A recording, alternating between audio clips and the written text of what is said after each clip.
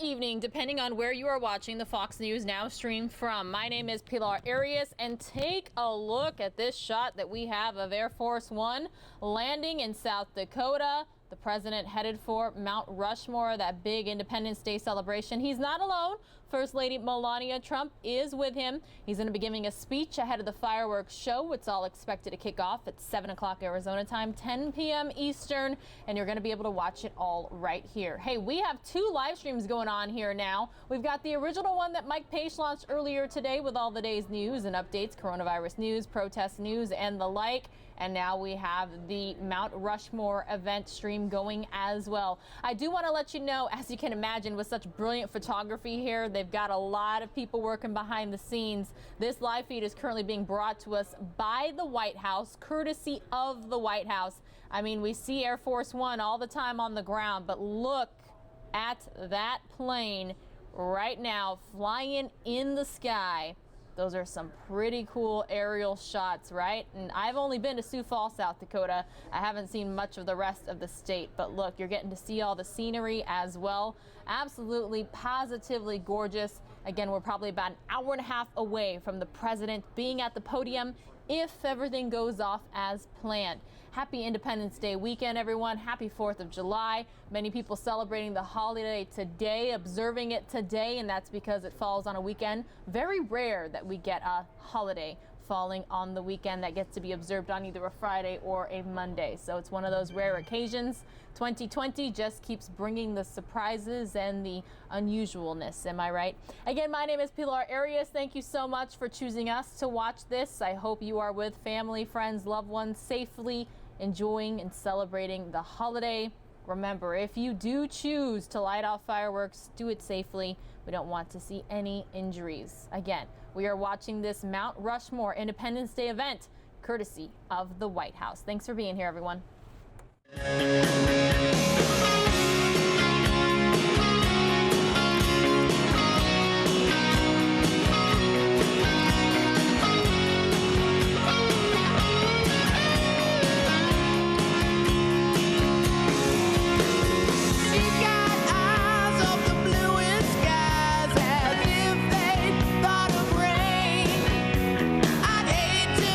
Into those eyes and see an ounce of pain.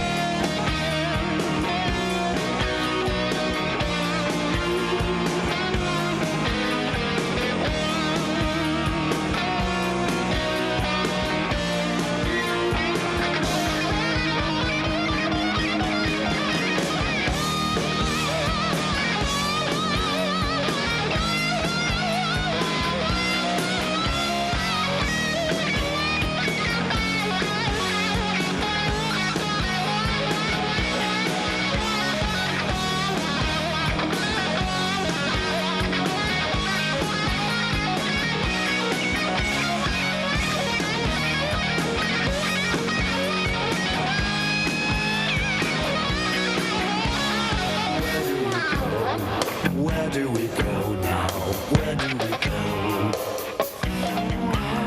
Where do we go? Where do we go?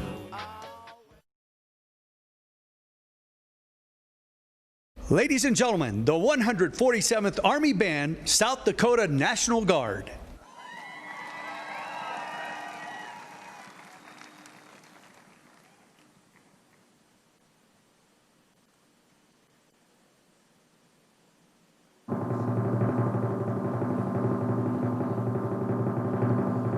Ladies and gentlemen, we are the 147th Army Band of the South Dakota Army National Guard. Please welcome our commander, Chief Warrant Officer 5, Terry Beckler, as the band performs America the Beautiful.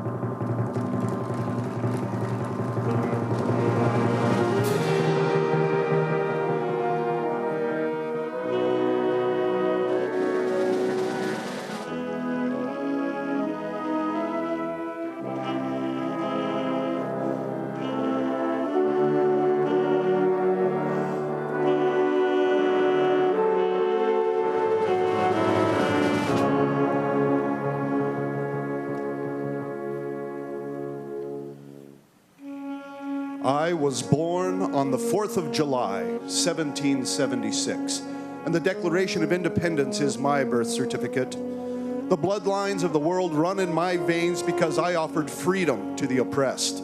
I am many things and many people. I am the nation. I am 295 million souls and the ghosts of millions who have lived and died for me. I am Nathan Hale and Paul Revere. I stood at Lexington and fired the shot heard round the world. I am Washington, Jefferson, and Patrick Henry. I am Independence Hall, the Monitor, and the Merrimack. I am Lee, Grant, and Abe Lincoln. I remember the Maine, the Alamo, Pearl Harbor, and September 11th. I am John F. Kennedy and Martin Luther King. When friends called, I answered and stayed until it was over there. I left heroic dead on Flanders Field, on the rocks of Corregidor, on the bloody hills of Korea, and the steaming jungles of Vietnam, and the shifting sands of the Persian Gulf. I was held hostage in Iran.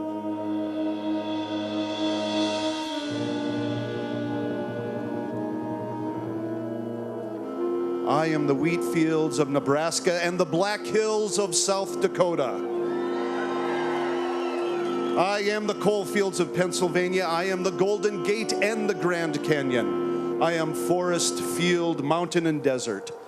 I am the quiet villages and the cities that never sleep. I am the ballot dropped in the box, the roar of the crowds, and the voice of a choir in a cathedral. Yes, I am the nation, and these are the things that I am. I am conceived in liberty, and God willing, in freedom, I will spend the rest of my days. May I possess always the integrity, the courage, and the strength to keep myself unshackled, to remain a citadel of freedom and a beacon of strength for the rest of the world. This is my wish, my goal, and my prayer, because 244 years after my birth, I am the United States of America.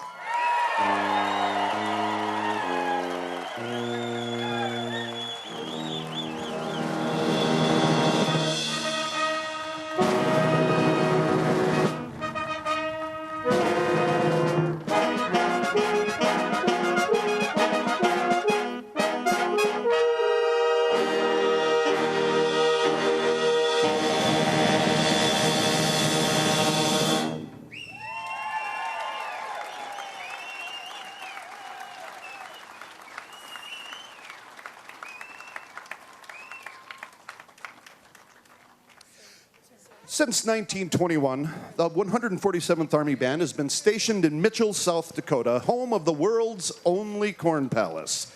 In 1911, O.H. Anderson composed a march in honor of this iconic building. In 2004, a former commander of this band, Joseph Peckus, arranged it for the concert band. To celebrate almost 100 years in Mitchell, the band will now perform the Mitchell Corn Palace March.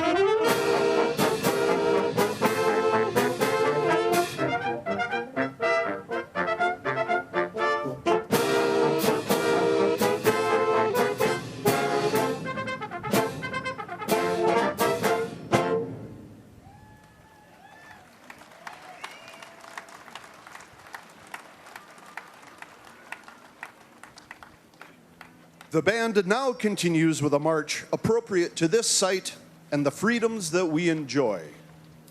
Here is Carl King's Hosts of Freedom.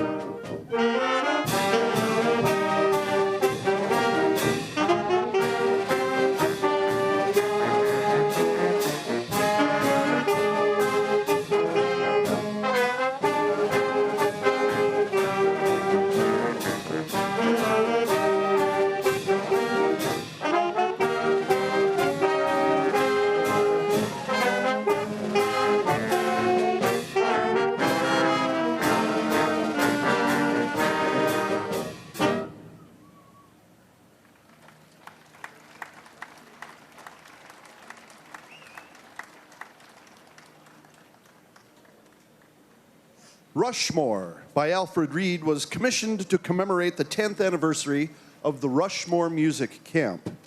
First performed in 1980 on this very stage, this selection combines a little of America the Beautiful into a wonderful tribute to this site and a local camp that was started over 50 years ago.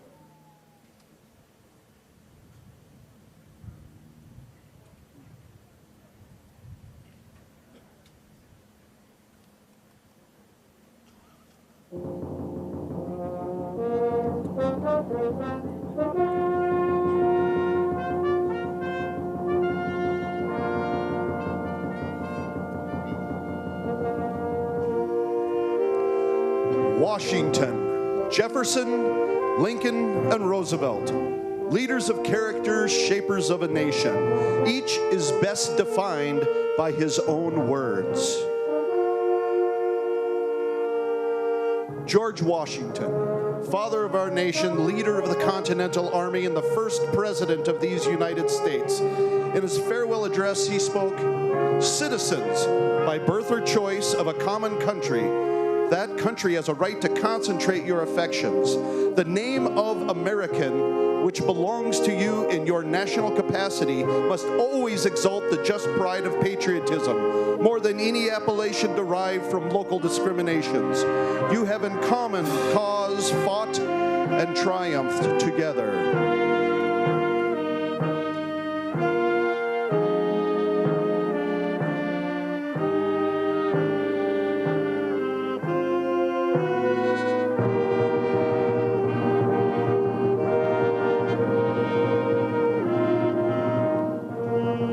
Thomas Jefferson, the third president of our country, a planter, a philosopher, and author of the Declaration of Independence. He wrote, "We hold these truths to be self-evident, that all men are created equal, that they are endowed by their Creator with certain unalienable rights, that among these are life, liberty, and the pursuit of happiness. That to secure these rights, governments are instituted among men, deriving their just powers from the consent of the governed.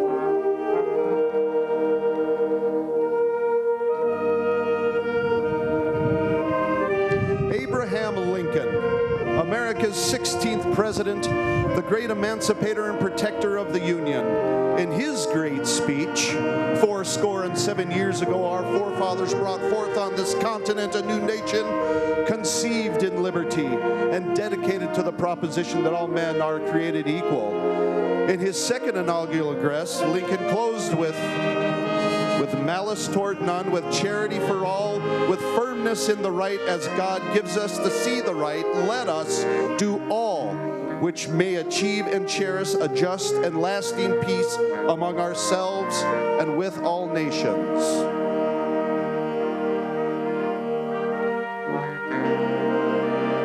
Theodore Roosevelt, 27th President of the United States, the man of the bully pulpit, the leader at San Juan Hill, spoke of his two predecessors.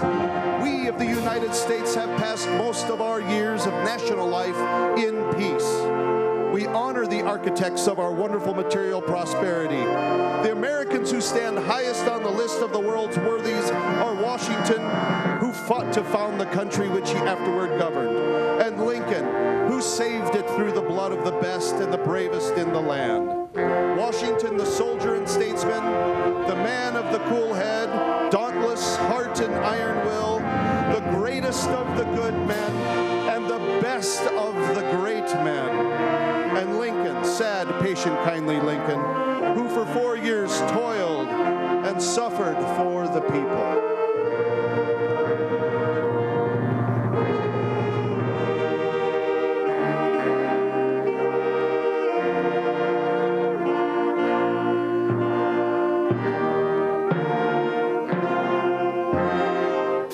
Each man defined our spirit, each man made immortal, carved into the landscape of South Dakota, Washington, Jefferson, Lincoln, and Roosevelt.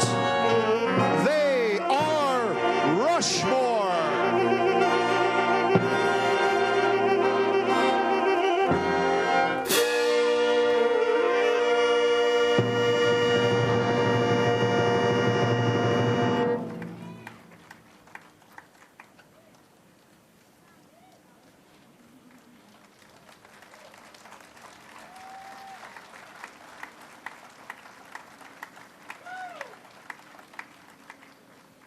During World War II, the 147th Army Band was a part of the 147th Field Artillery and served in Australia and in New Guinea. To honor that history, the band now performs the 147th Field Artillery March by Carl King.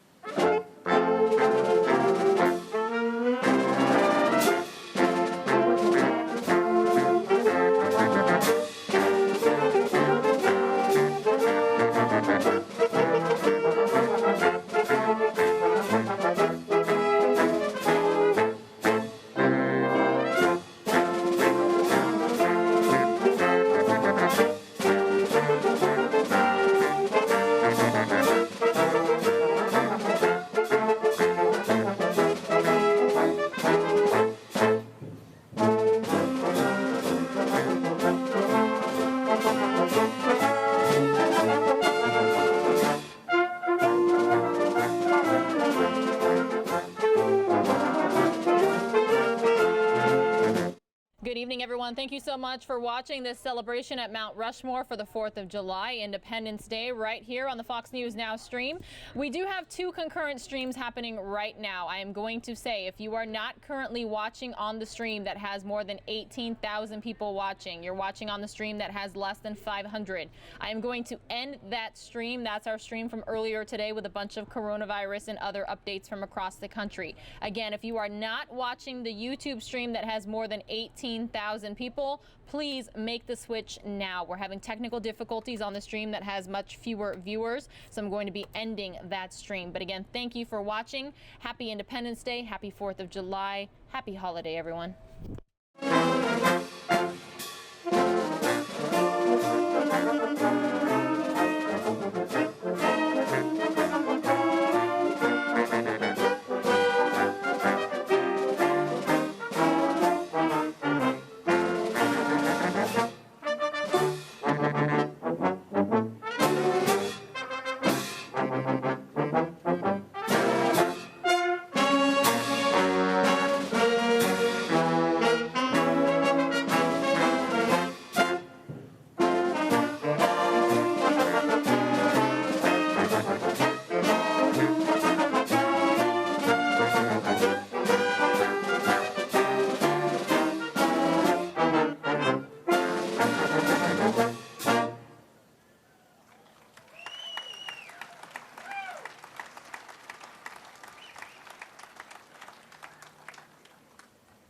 The 147th Army Band also breaks down into smaller music groups to support soldiers, their families, and their local communities. Out of the group that you see before you, this band will split into a rock band, a country band, a small pop group, a top 40 group, and a brass group. Today we'd like to feature one of our groups, our country group, that goes by the name of Drive On. By using these smaller local teams, we've been able to support many, many more troops, both in their communities where they are and performing the songs that they want to hear.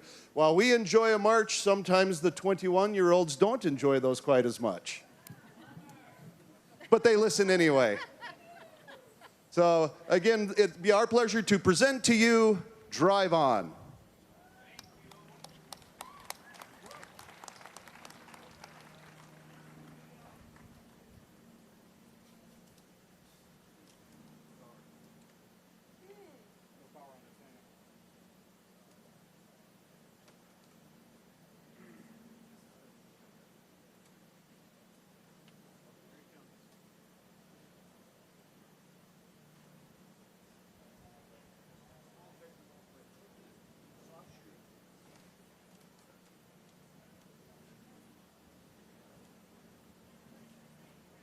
And as they go ahead and get ready to perform for you today, we would just like to say thank you all for allowing us to come today to this historic place. The 147th Army Band has played here in the past, but never quite on a stage quite like this before.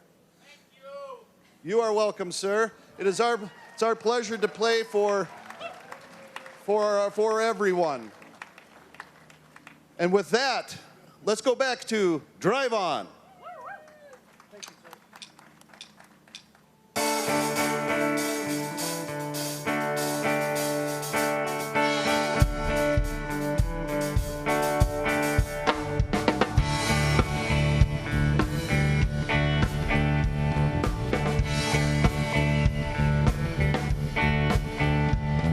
If you ask me where I come from,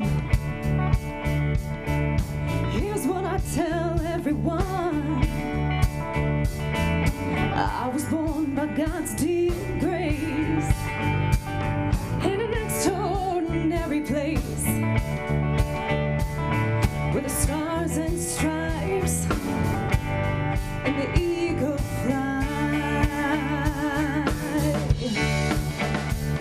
It's a big old land with countless dreams,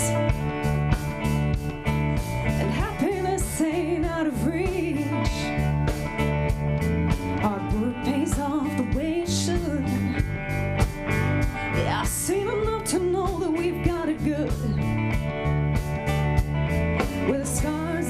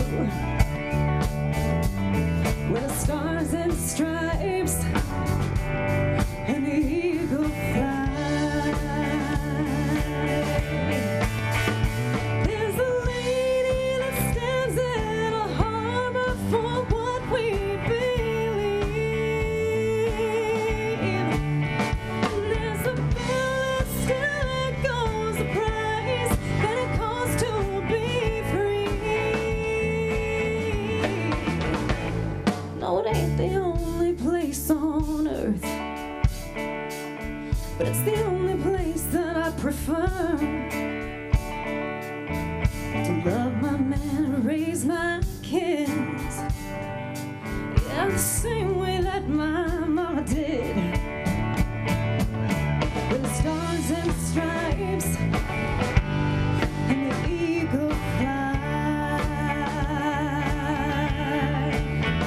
Where are the stars and stripes and the eagle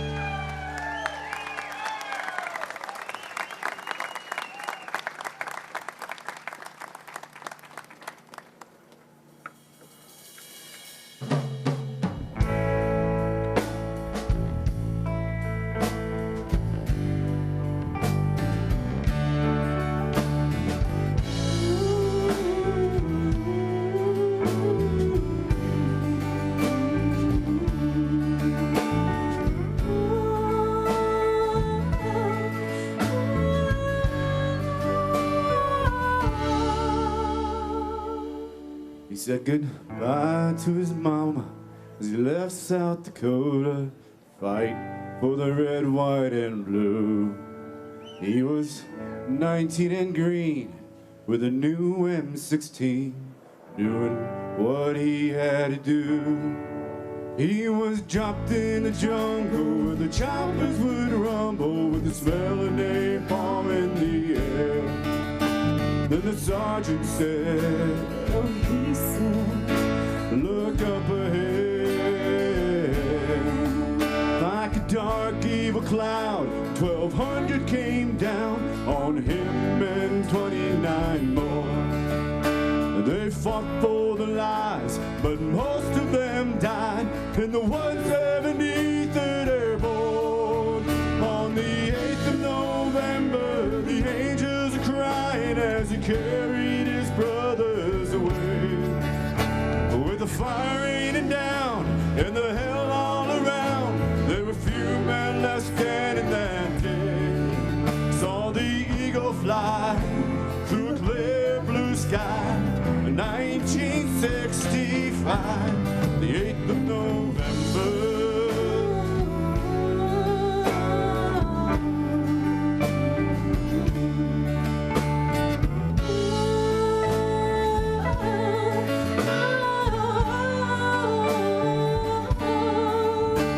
Now he's 58 and his ponytail's gray, but the battle still plays in his head. He limps when he walks, but he's strong when he talks about the shrapnel they left in his leg.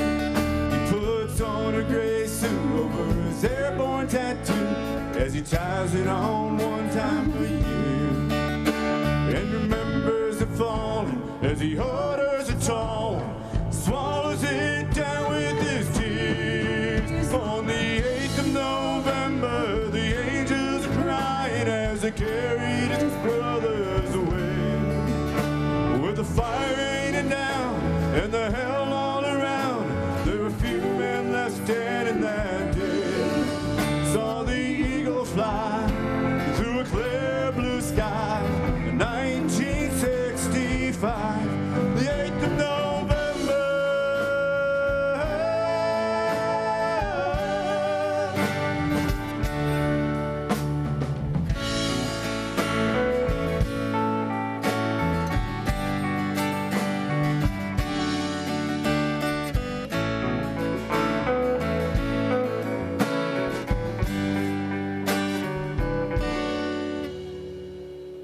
He saw the eagle fly through a clear blue sky, 1965. On the 8th of November, the angels cried, she carried his brothers away. With the fire raining down and the hell all around, there were few men left standing that day. On the 8th of November, the angels are crying as he carried his brothers away. the fire raining down and the hell all around, there were few men left standing that day. Saw the eagle fly through a clear blue sky. 1965, the 8th of November.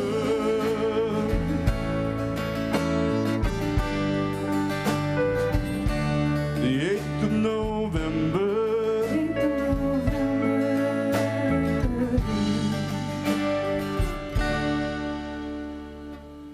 He said goodbye to his mama as he left South Dakota.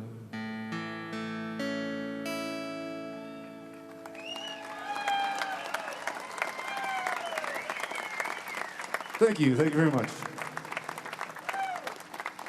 One more time for Drive On. Let's hear it for him.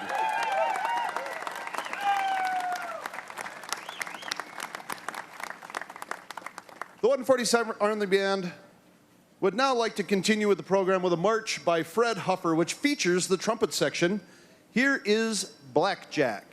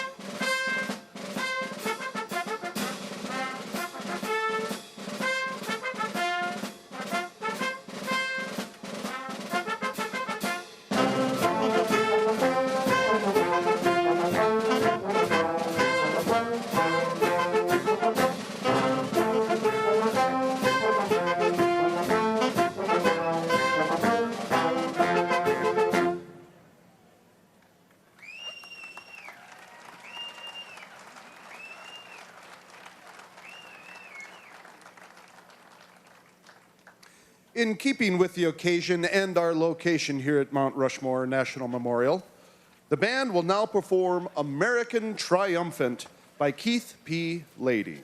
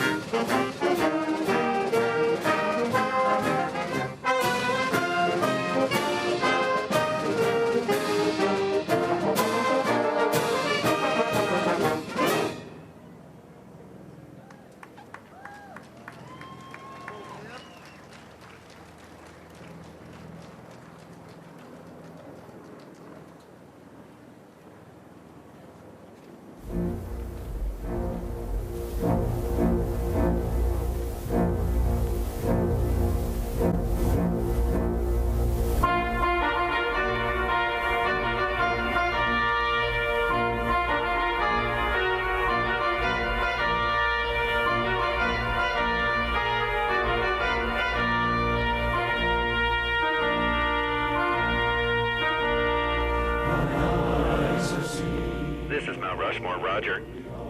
This is Marine 1, roger out.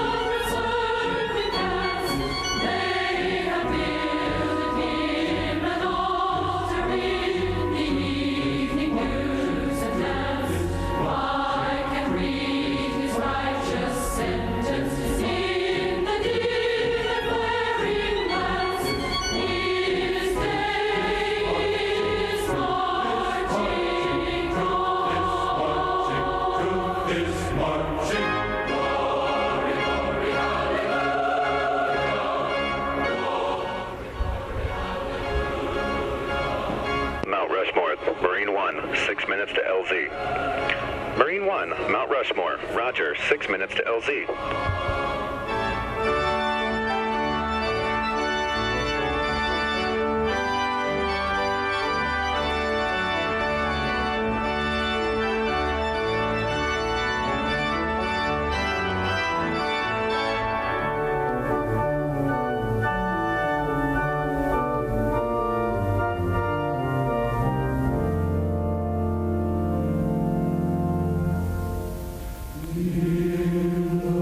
In the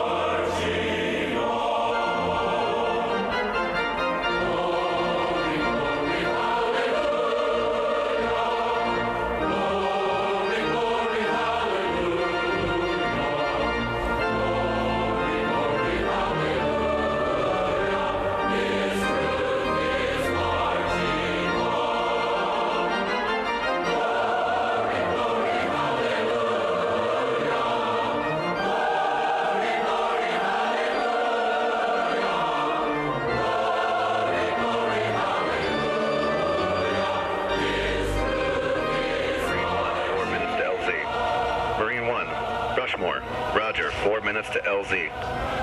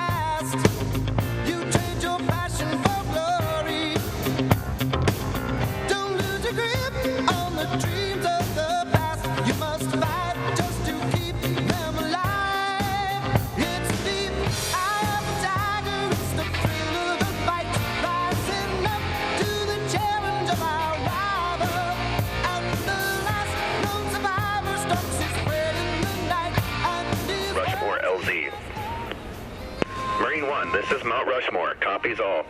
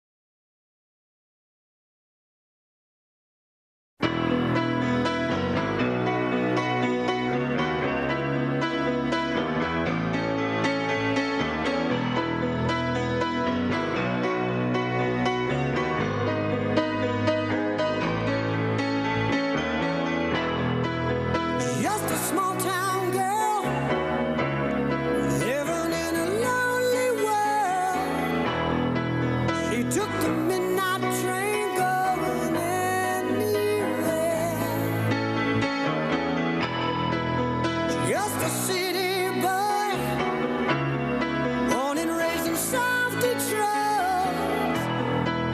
He took the midnight train going anywhere.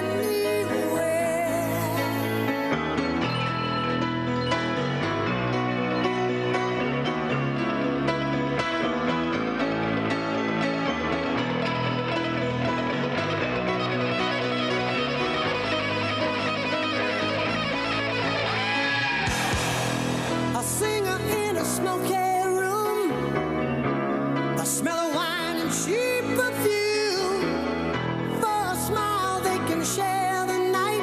It goes on and on and on and on. Strangers waiting up and down the boulevard. Their shadows searching in the night. Streetlights, people living just to find emotion, hiding somewhere in the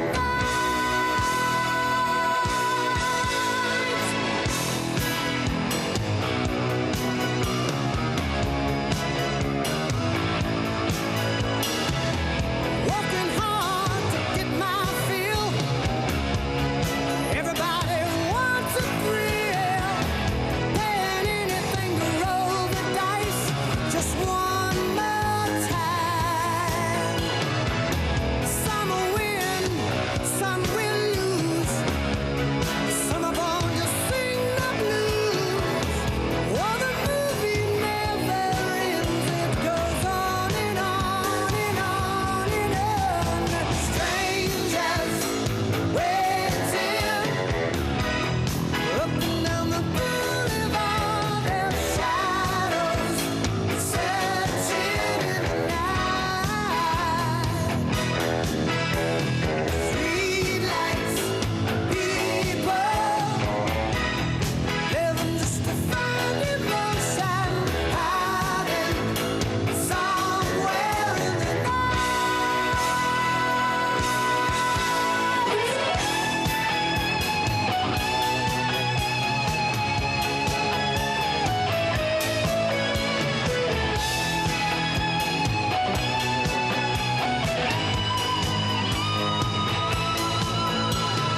Don't stop believing. Hold on to that feeling. Streetlight people. Don't stop believing. Hold on. Streetlight people. Don't stop believing. Hold on to that feeling. Streetlight people.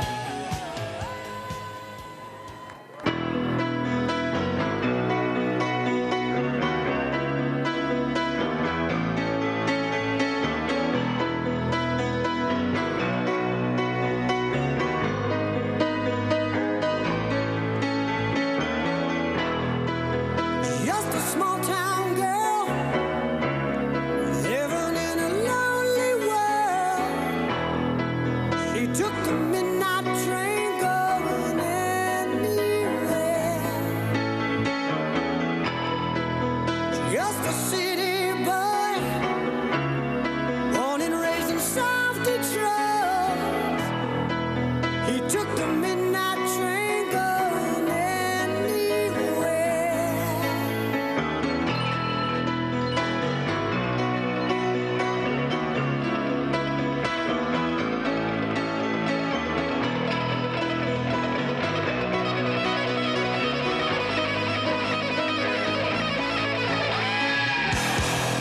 A singer in a smoky room, a smell of wine and cheap perfume. For a smile they can share the night. It goes on and on and on and on. Strangers waiting up and down the boulevard.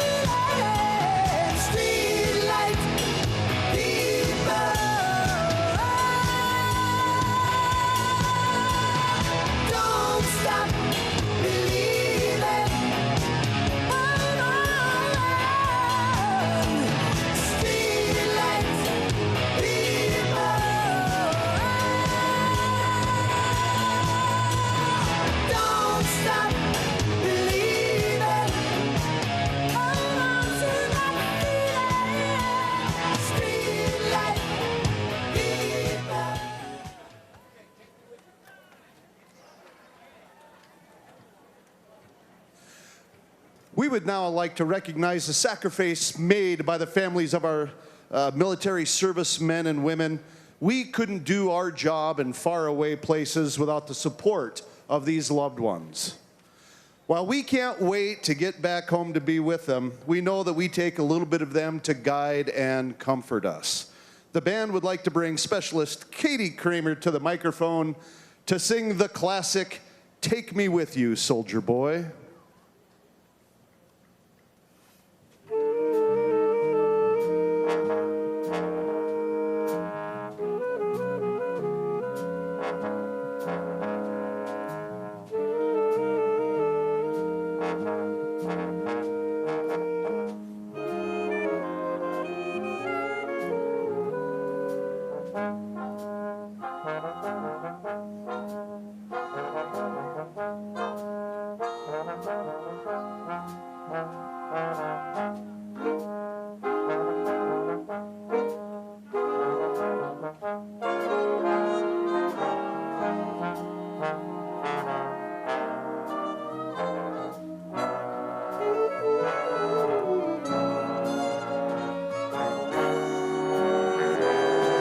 Take me with you, soldier boy. Take me when you start. I won't take up too much space in your heart.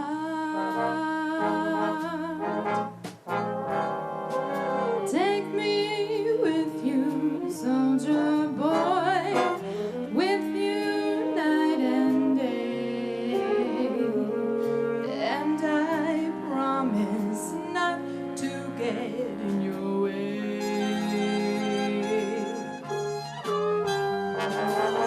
I know there's a job to do, but somehow you will find a soldier does a better job with a girl on his mind. Take me with you, soldier boy, when you cross the sea. Someday I'll return you safely to me.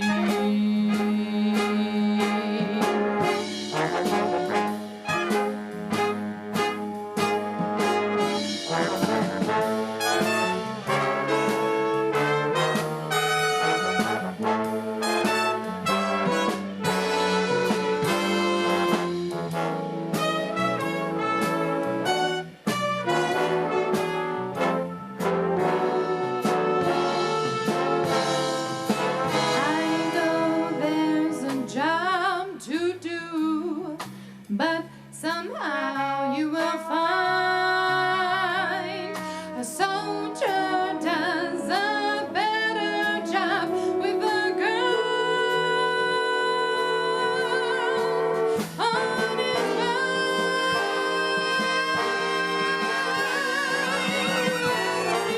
Be your lucky charm when you cross the sea. Someday I'll return you safely to me.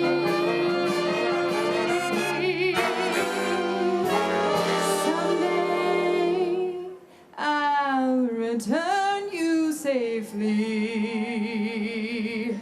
to me.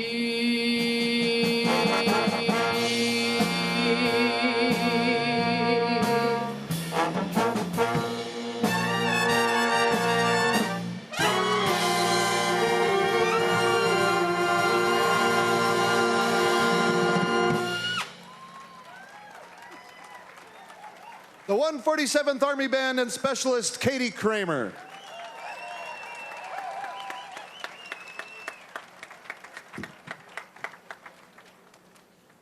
The 147th Army Band, again, is a National Guard band of South Dakota and is made up with citizen soldiers from over 6 different states that come together and meet monthly in Mitchell, South Dakota.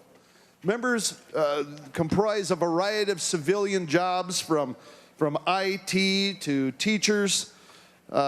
In Specialist Kramer's civilian career, She's a nurse in Wisconsin. Keep her moving. To close out our portion of this evening's program, the 147th Army Band would like to honor your service or the service of any loved ones by performing the medley of the United States service songs. These songs will now include the newly organized Space Force. So please stand and be recognized when your service song is played. United States Marines.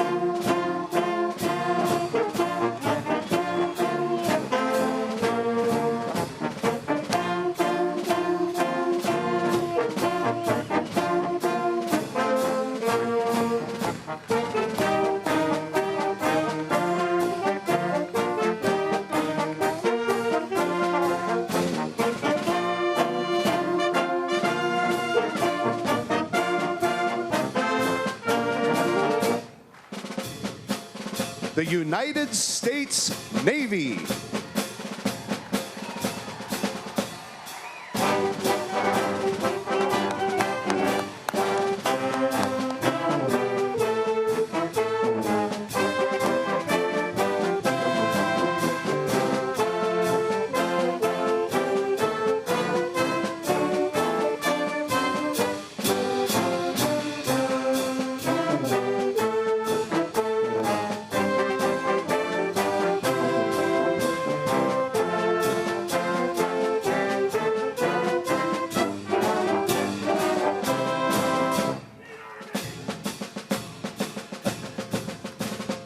The United States Air Force.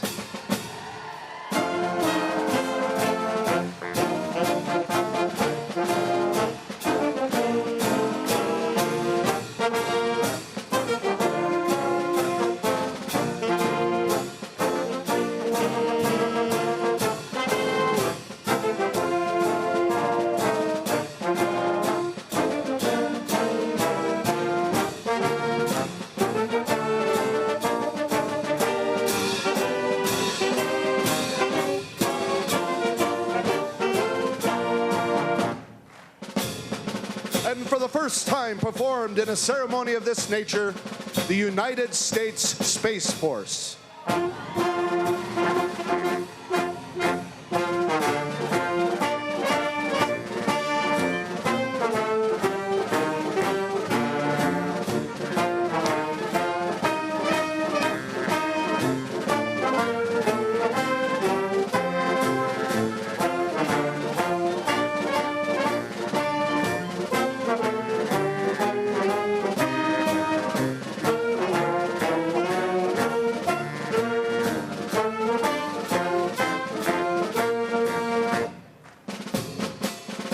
The United States Coast Guard.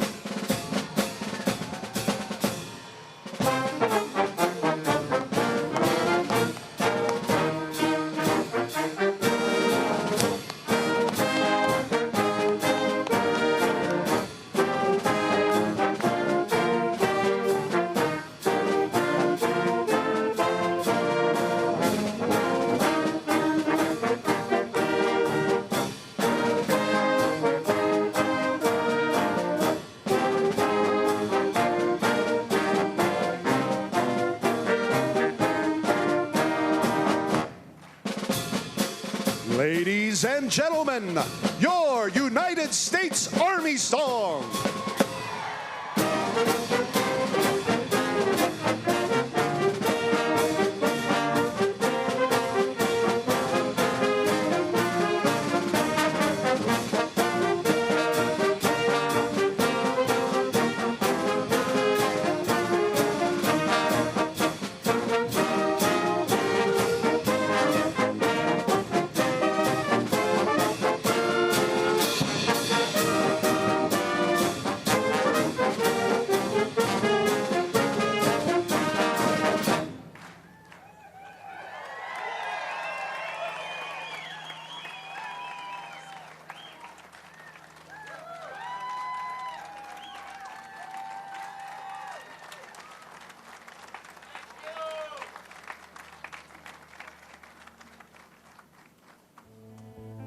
That concludes our portion of this evening's program. Welcome to Mount Rushmore, welcome to South Dakota, and enjoy your evening.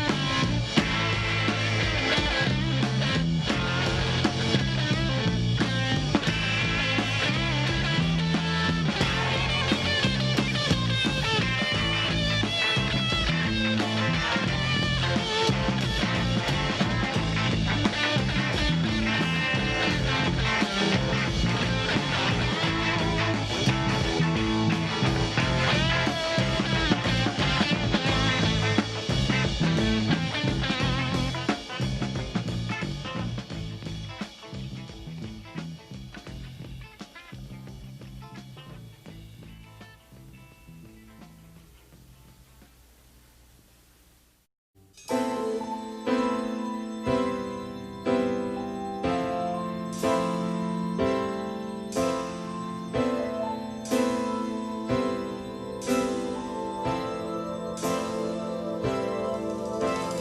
been alone with you inside my mind, and in my dreams I've kissed your lips 1,000 times. I sometimes see you pass outside my door. Hello, is it me you're looking for? I can see it in your eyes, I can see it in your smile. You're all I've ever wanted, and my arms are open wide. 'Cause you know just what to say, and you know just what to do, and I want to tell you so much. I love you.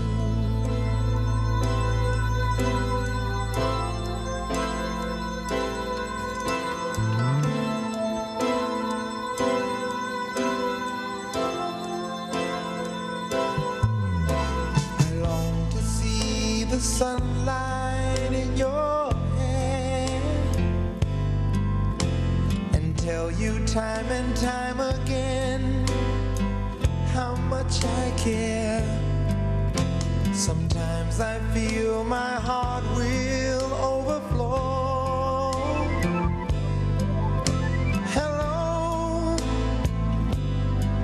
I've just got to let you know, 'cause I wonder where you are, and I wonder what you do. Are you somewhere feeling lonely, or is someone loving you? Tell me how to win your heart, for I haven't got a clue. But let me start by saying I love you.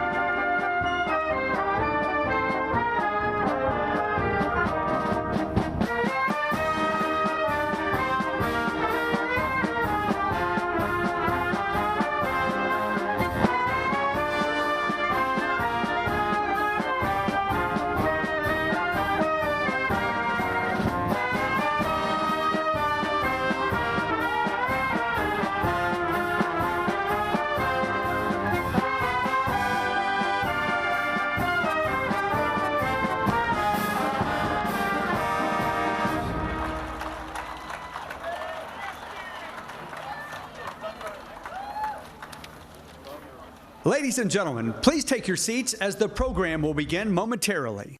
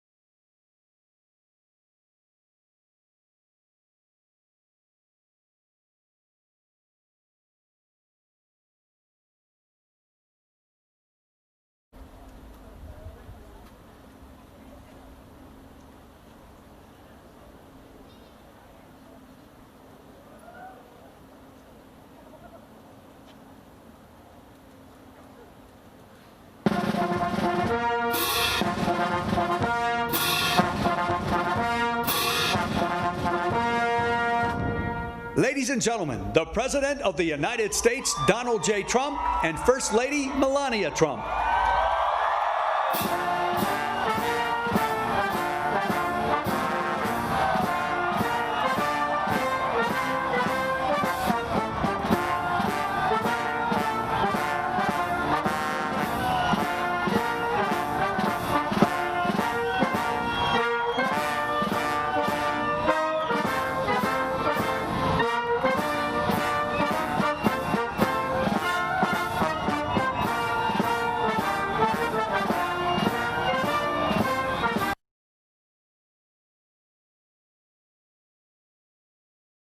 Please rise for the playing of the national anthem.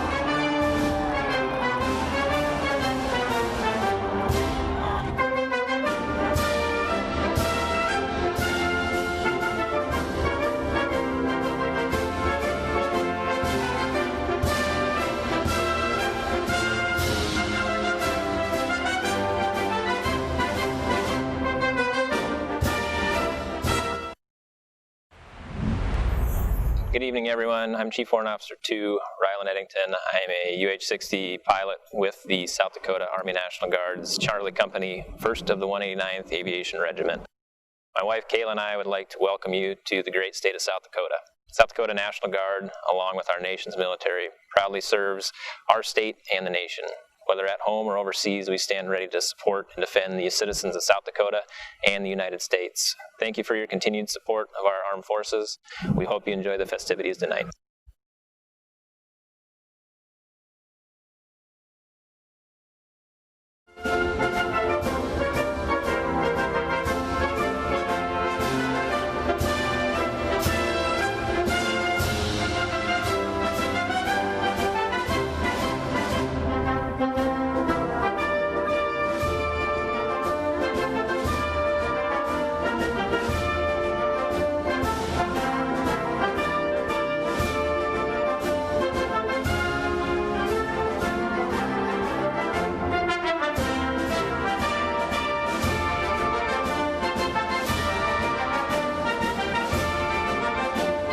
Senior Mess Sergeant Chad Wynot. I'm the Aircraft Production Superintendent at the 114th Fighter Wing.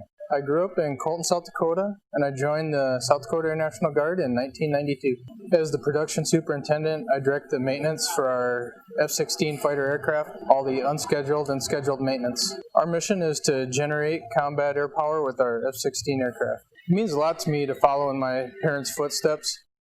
It's very rewarding, and I really like serving with my children. That's also a rewarding opportunity. Ladies and gentlemen, please enjoy your 114th Fighter Wing Fighting Lobos, South Dakota Air National Guard.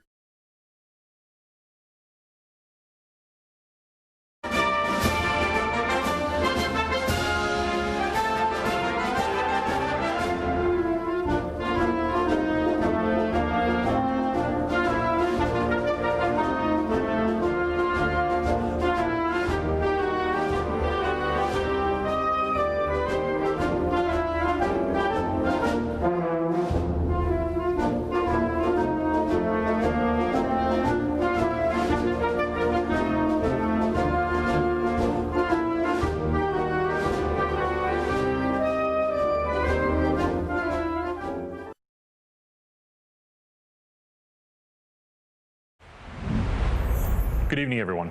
I'm Captain Justin Purge Nichols from Pierce, South Dakota.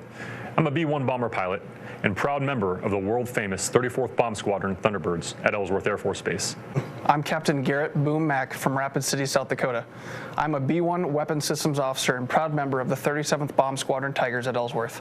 Coming up, you will witness the awesome power of the B-1B Lancer, a strategic bomber capable of long-range, long-duration missions with a top speed of 900 miles per hour, carrying the largest payload of both guided and unguided weapons in the Air Force inventory.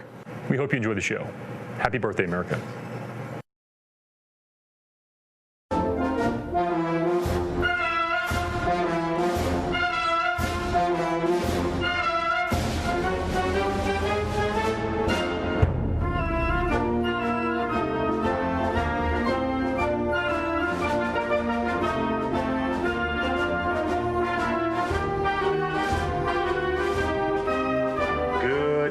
Ladies and gentlemen, your United States Navy Flight Demonstration Squadron takes pleasure in performing for you here at Mount Rushmore, South Dakota.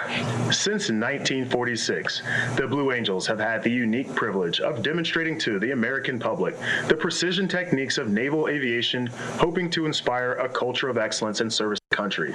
Here at Mount Rushmore, we will perform a flyby in traditional Blue Angel formation so that you may see and take pride in the precise fashion in which your Navy and Marine Corps pilots are trained to fly. Representing your United States Navy and Marine Corps, the Blue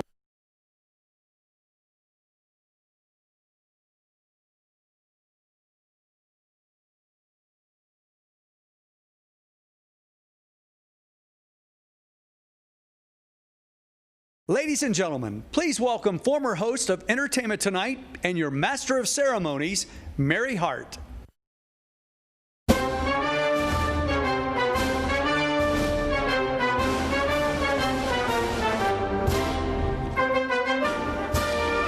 Thank you, and good South Dakota evening to one and all. We welcome you, President Trump, our First Lady Melania, and your whole family. There are so many people I want to introduce very quickly, but I want to say thank you, Governor Noem, for making this possible.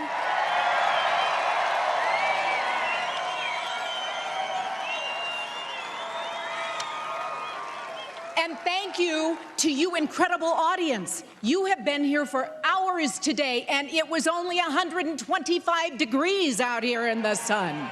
And you're not only seated here, you are up there, and you are beyond. So you are just spectacular for being here to celebrate an early 4th of July, the birthday of our great nation. I also want to briefly introduce, you know these gentlemen well, former Governor and current Senator Mike Rounds, and John Thune, longtime friend. Wonderful to have you here. I see our NSC advisor, Robert O'Brien. Welcome to South Dakota. And Senator Rand Paul, I believe, am I seeing you? Okay. And then we have Congressman Dusty Johnson seated over here. Congressman Jason Smith. Congressman Mark Wayne Mullen, as well as Congressman Adrian Smith. Welcome to you all. It is so incredibly great to be back in my home state of South Dakota. And it started this simply a few weeks ago. It was a text. Isn't that the way all of our important events occur in our lives these days? Did you get my voicemail, Mary? Christy.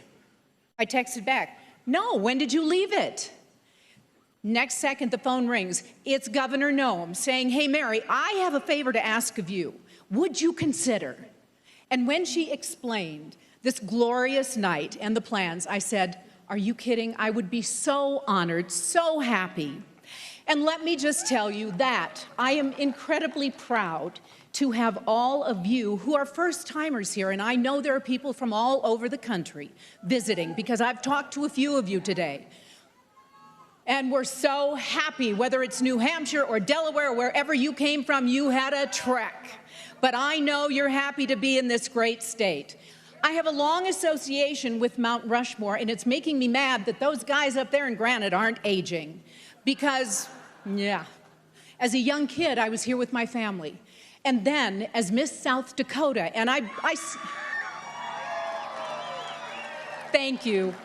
You know what? I woke up at 3 a.m. about a week and a half ago and I went, do I dare mention that? But yes, because it's important to me. I am so proud of this state and the values that I was raised with here in South Dakota. But I was here as Miss South Dakota in 1970 and the heart attack started when I went, that is 50 years ago. Holy cow. So I am proud of that. In 1991, I had the great joy of co-hosting with fellow South Dakotan Tom Brokaw the rededication and 50th, the golden anniversary of Mount Rushmore. And we were honored by the presence of our 41st president, George Herbert Walker Bush, and our first lady, Barbara Bush. And I'm bringing this up because President Bush, we went fishing that day. We went fishing, the Bushes and the Sugarmans, and I just wanted to offer that I have a tackle box, and I can put a live wriggling worm on a hook in case you and Melania would like to, you know, try to catch a few before you leave or when you come back. I am so honored to be your master of ceremonies tonight, and I know we are all so proud of our men and women in uniform. Wonderful to have you here. We support you, we love you, and we thank you.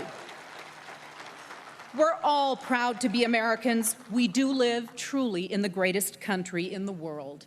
And since I brought up, yes, we do, I remember well the tumultuousness, the tumult, the tragedy, but ultimately the triumph of the 60s. I was growing up then, and those were not easy times for those of you who happen to be old enough like I am to remember. But you know what? That was a terrible decade, but we turned out to be a better nation. And with everything going on now, I know that we can come together, sharing and listening to one another's ideas, and we can yet again become a better nation.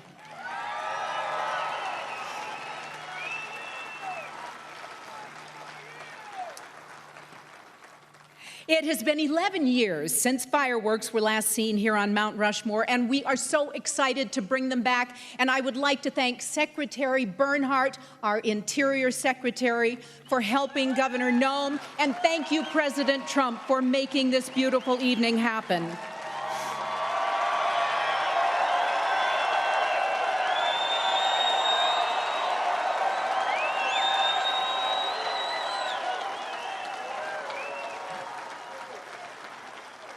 Thank all the incredible people who did those flyovers, and I just couldn't help but thinking when we saw Air Force One flying over President Trump, that bird's eye view of the monuments must have been maybe even more spectacular for you than it was for us. But we are so proud that you did both of those flyovers, and we are so proud that you are here.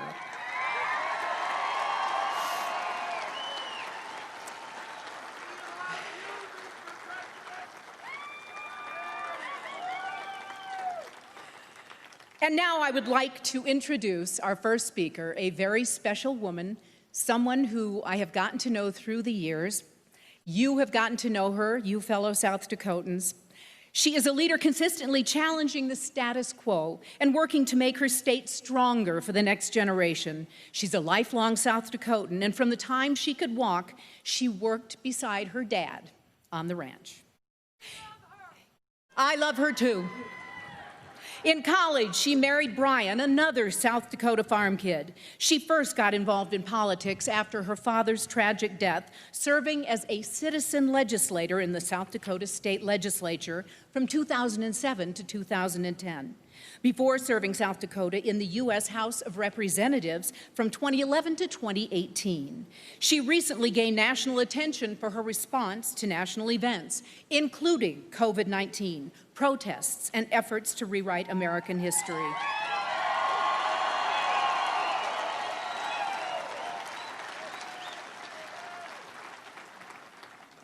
And maybe even more importantly, she often says that her greatest accomplishment is raising 3 children who love the Lord, love their family, and know how to work hard. Would you please give it up for the wonderful governor of South Dakota, Kristi Noem.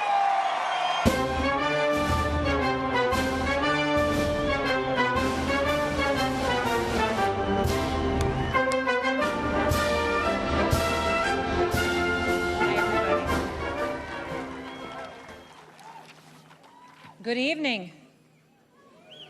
You all look so good. Wow, thank you for coming. Mary, you are just absolutely wonderful. Aren't we proud of Mary Hart?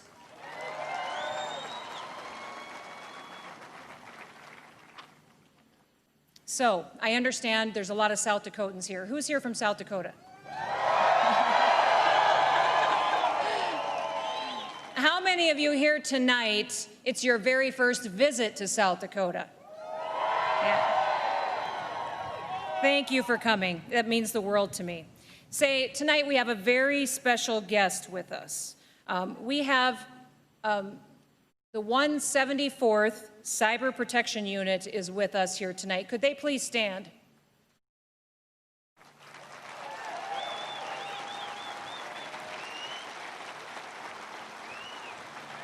Folks, these soldiers were deployed for 13 months as a part of Operation Enduring Freedom, and they never got a welcome home. So we decided to throw a big party tonight and officially welcome them home and thank them for their service. Would you give them a round of applause?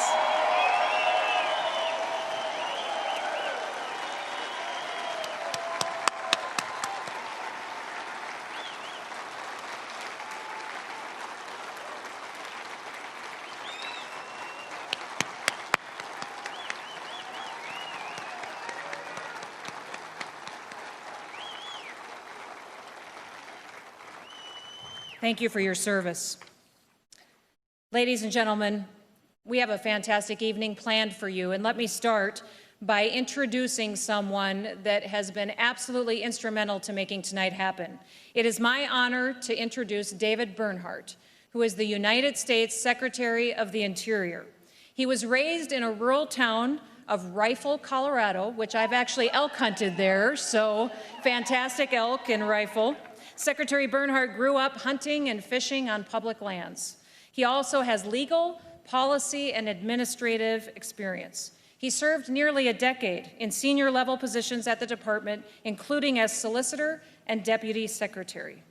Under his leadership, the Interior Department has expanded access to public lands.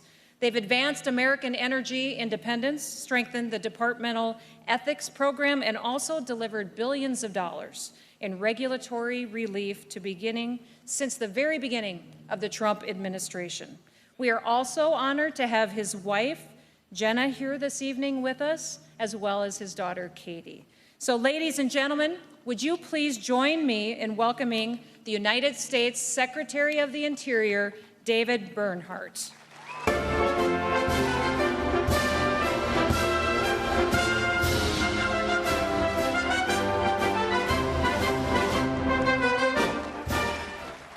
Good evening. Thank you, Governor. It is great to be in South Dakota. Over a decade ago, fireworks illuminated the sky over this memorial, a place that honors our former presidents. Tonight, they return. Tonight's celebration would not have been possible without the leadership of President Trump and Governor Noem.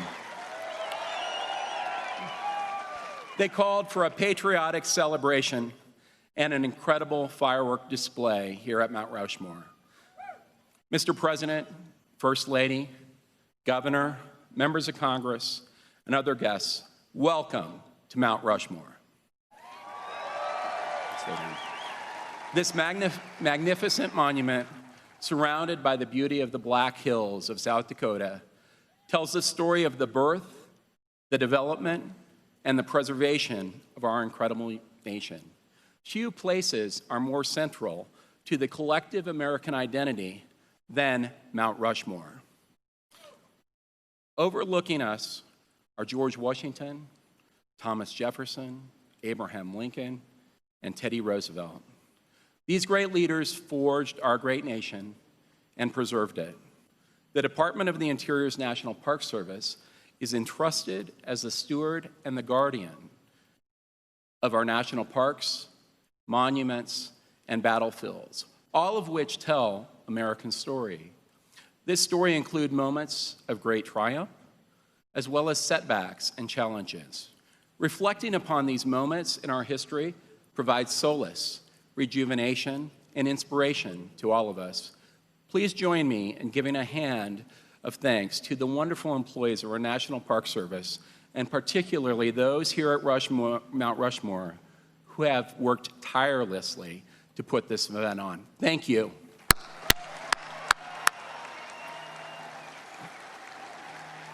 Now, they're awesome. Now, as we are under the gaze of Teddy Roosevelt, I cannot help but note that it was through President Roosevelt's leadership and resolve that we were able to enjoy the public lands and experience our national parks. And it is in Roosevelt's conservation spirit that earlier this year, President Trump called on Congress to pass a historic agreement investing in our public lands. Last month, the Senate passed legislation that he called for, and later this month, we expect Congress will approve legislation to provide our national parks and public lands with the most significant investment in generations so that our children and grandchildren can fully enjoy the splendors of sites like Mount Rushmore. Thank you, Mr. President. Thank you. On this date, in 1776, John Adams described his vision of how we should celebrate our nation's independence. He said it should be marked with pomp and parade, with shows, games, sports, guns, bells, bonfires, and illuminations, from one end of the continent to the other. 244 years later, President Trump fosters Adams' vision, even in times of challenge. Adams recognized, it's pretty awesome, Adams recognized that our Independence Day would bring American people together. By doing so, we can each reflect on and appreciate the principles and freedoms that bind us together to make America the greatest nation on the planet. Thank you, and God bless America.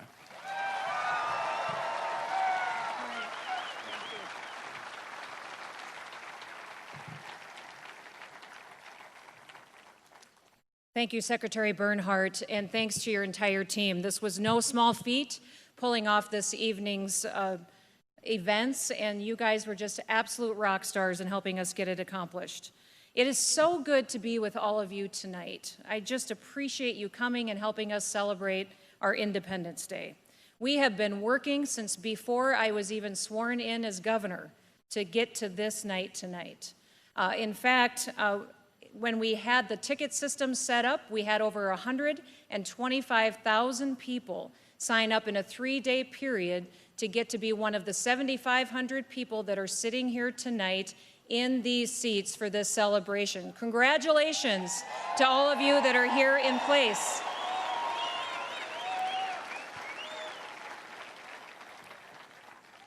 You know, whether you're visiting one of our largest cities or our smaller towns, South Dakota is a state that prides itself on the close-knit nature of our communities.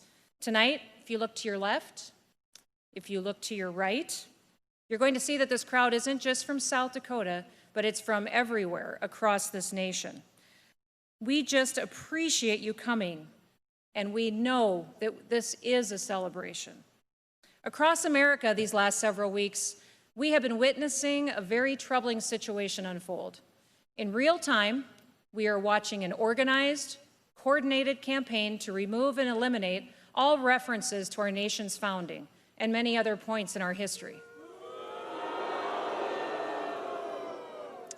You know, rather than looking to the past to help improve our future, some are trying to wipe away the lessons of history, lessons that we should be teaching to our children and to our grandchildren. This approach focuses exclusively on our forefathers' flaws, but it fails to capitalize on the opportunity to learn from their virtues. Make no mistake, this is being done deliberately to discredit America's founding principles by discrediting the individuals who formed them, so that America can be remade into a different political image. Tonight I want to invite you all and those around the country watching. The founding generation has important things to tell us about America's past, its present, and its future. Remember, our independence was the result of many stars aligning, including a unique assembly of powerful writers, gifted thinkers, and tremendous generals. And don't forget, they were supported by a simple citizen army that defeated the world's most powerful empire.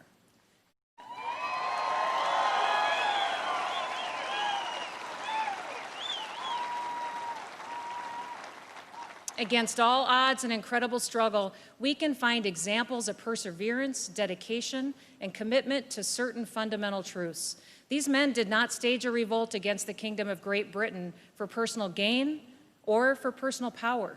They did it because they knew they had to, in order to defend their rights to live, work, and worship as they saw fit.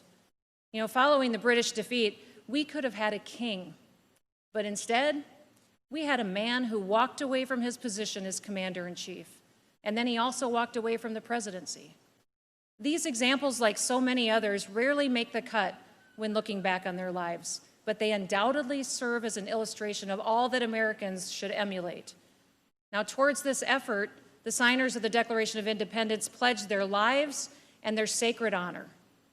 The Declaration is arguably one of the most important statements of purpose ever written, not just because it serves as a justification for our independence to the entire world, but also because it has led to our prosperity and inspired many other nations and peoples to seek freedom. These words are not remembered nearly enough today. We hold these truths to be self-evident, that all men are created equal, that they are endowed by their Creator with certain unalienable rights, and among those are life, liberty, and the pursuit of happiness. That to secure these rights, governments are instituted among men, deriving their just powers from the consent of the governed. Let us never forget, especially today, that our government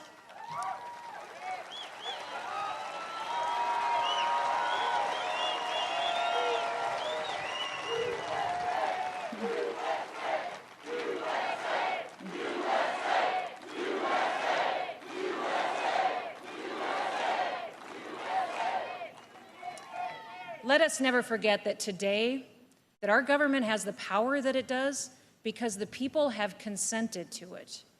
We have consented specifically to a government that will serve all of us equally and that it will protect and uphold the fundamental rights enumerated by our Constitution. It is our duty to renew our commitment to these ideals and to pass them on to those who come after us. These ideals cannot be dismissed as the irrelevant opinions of flawed men. Our founders had their flaws, certainly, but to use those flaws to condemn their ideals is unjust and self-defeating. How many of us have lived up to our own ideals? Without the words, the ideals, and the sacrifices of these few, the world would not have a ringing example of true freedom. We can speak and write, worship, work, defend ourselves, and even protest as we see fit because of these men and their ideals. To attempt to cancel the founding generation is an attempt to cancel our own freedoms. Now,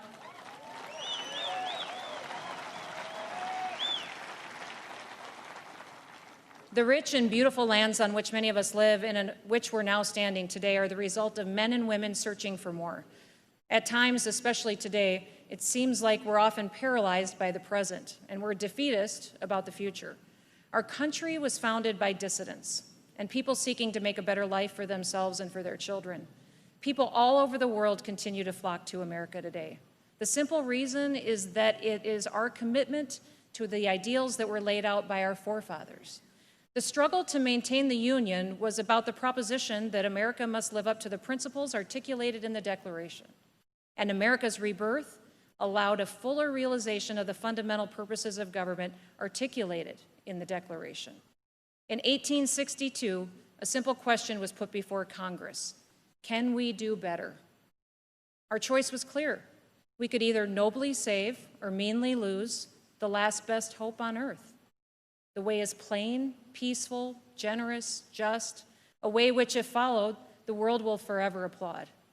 The men and women who built this country envisioned an America that would project a positive influence throughout the world, to spread the values of the rule of law, optimism, and liberty to places that had not known them.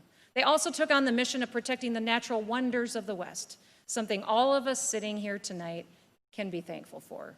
In particular, I think many of us, especially those of us that are on the political front lines, would be wise to remember.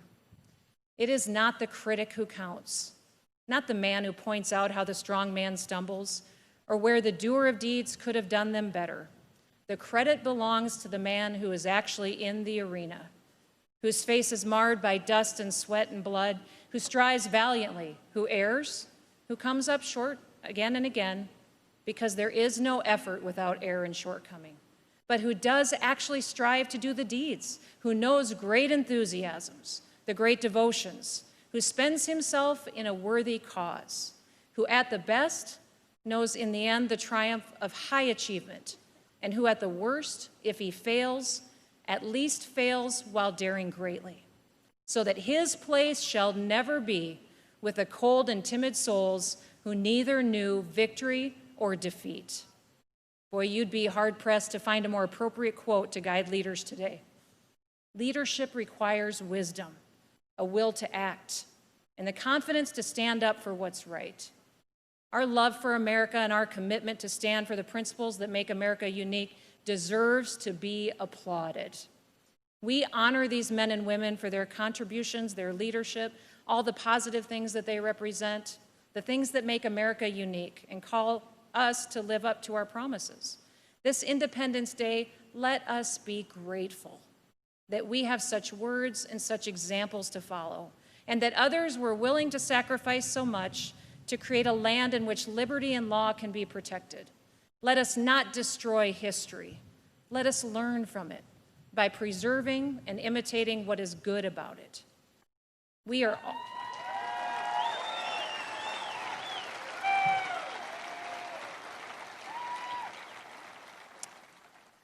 all committed to a country where any person, regardless of their standing at birth, can make anything of themselves. This applied to me. I was just a farm kid. Now I'm the first female governor of South Dakota.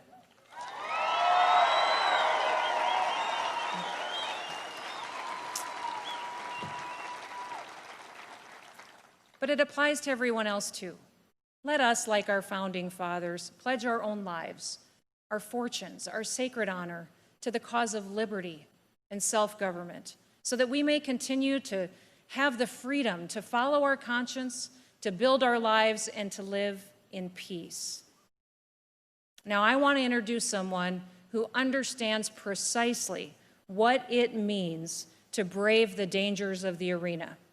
Someone who strives valiantly, who knows great enthusiasms, who spends himself in a worthy cause, and who has firmly and repeatedly stated his commitment to place Americans, American liberty, American safety, and the American Constitution before anything else. I am talking, of course, about President Donald Trump.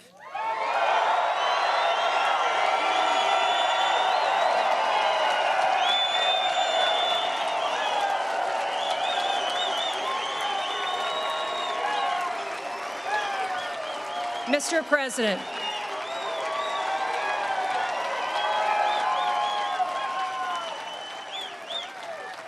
Mr. President, welcome to South Dakota, and thank you.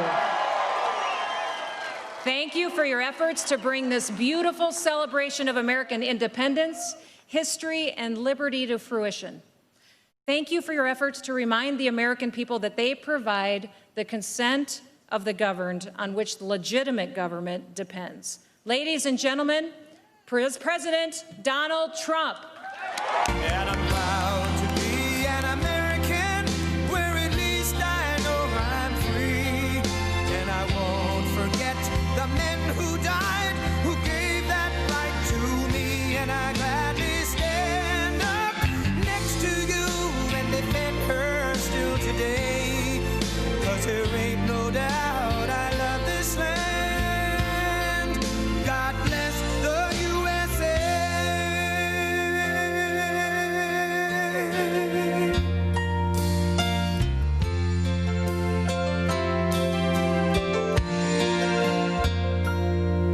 From the lakes of Minnesota to the hills of Tennessee, across the plains of Texas, from sea to shining sea, from Detroit down to Houston and New York to LA, where there's pride in every American heart, and it's time we stand and say that I'm proud to be an American, where at least I know I'm free. And I won't forget the men who died, who gave that right to me. And I gladly stand up next to you and defend her still today. 'Cause there ain't no doubt I love this land. God bless the USA.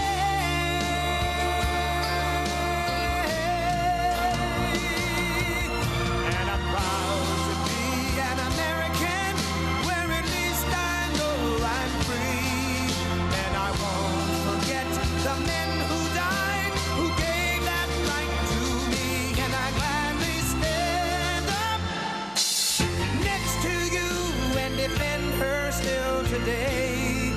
'Cause there ain't no doubt I love this land. God bless the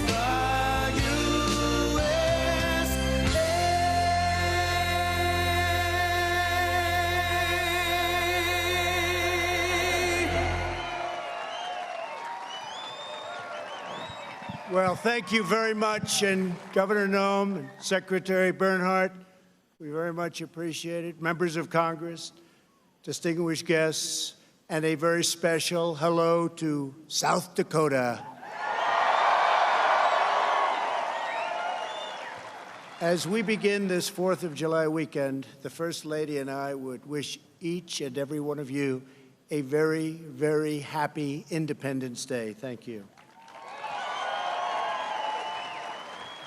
Let us show our appreciation to the South Dakota Army and Air National Guard and the U.S. Air Force for inspiring us with that magnificent display of American air power. And of course, our gratitude, as always, to the legendary and very talented Blue Angels. Thank you very much.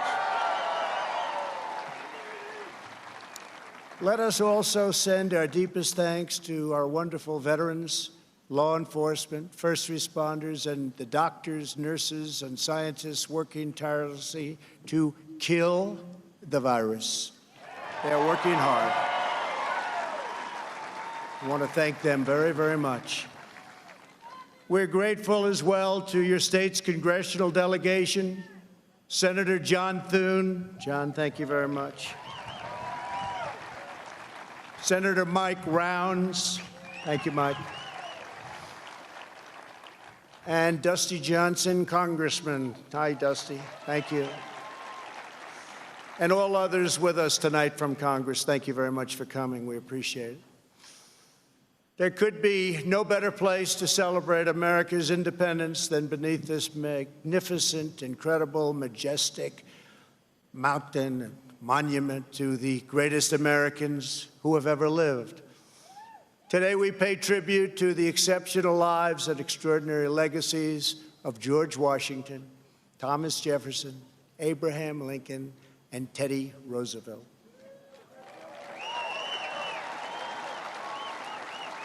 I am here as your president to proclaim before the country and before the world This monument will never be desecrated. These heroes will never be defaced. Their legacy will never, ever be destroyed. Their achievements will never be forgotten. And Mount Rushmore will stand forever as an eternal tribute to our forefathers and to our freedom.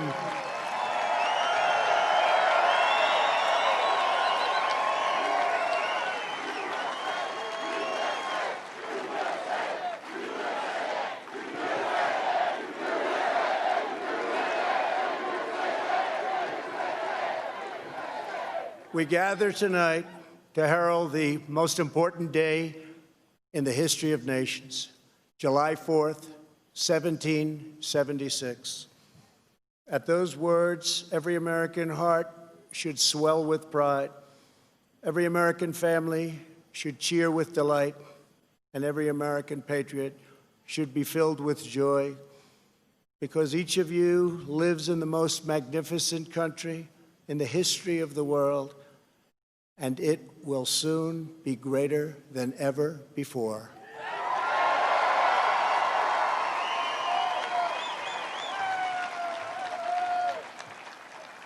Our founders launched not only a revolution in government, but a revolution in the pursuit of justice, equality, liberty, and prosperity. No nation has done more to advance the human condition than the United States of America. And no people have done more to promote human progress than the citizens of our great nation.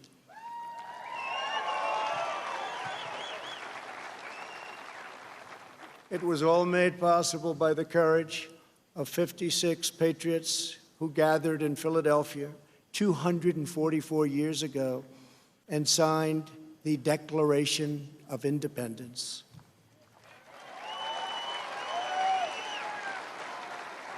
They enshrined a divine truth that changed the world forever when they said, "All men are created equal."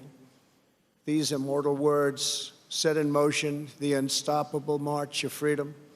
Our founders boldly declared that we are all endowed with the same divine rights given us by our Creator in heaven, and that which God has given us we will allow no one ever to take away, ever.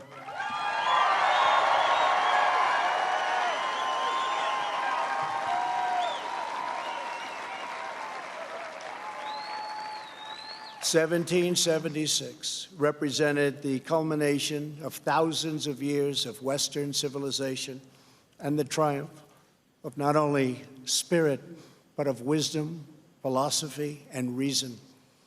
And yet, as we meet here tonight, there is a growing danger that threatens every blessing our ancestors fought so hard for, struggled, they bled to secure. Our nation is witnessing a merciless campaign to wipe out our history, defame our heroes, erase our values, and indoctrinate our children.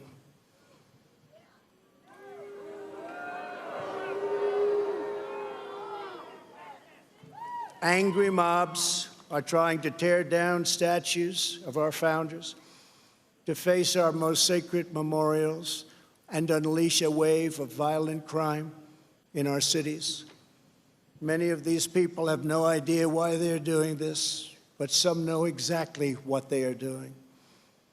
They think the American people are weak and soft and submissive. But no, the American people are strong and proud, and they will not allow our country and all of its values, history, and culture to be taken from them.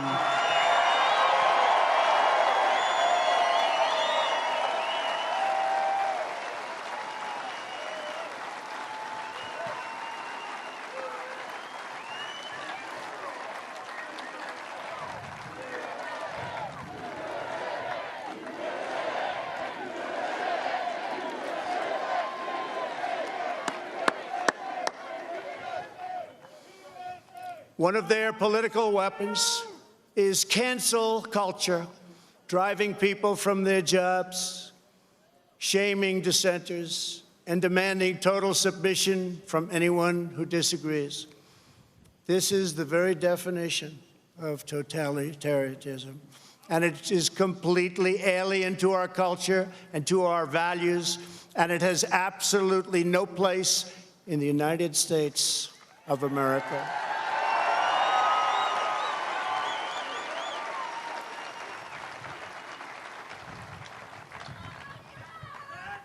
This attack on our liberty, our magnificent liberty, must be stopped, and it will be stopped very quickly.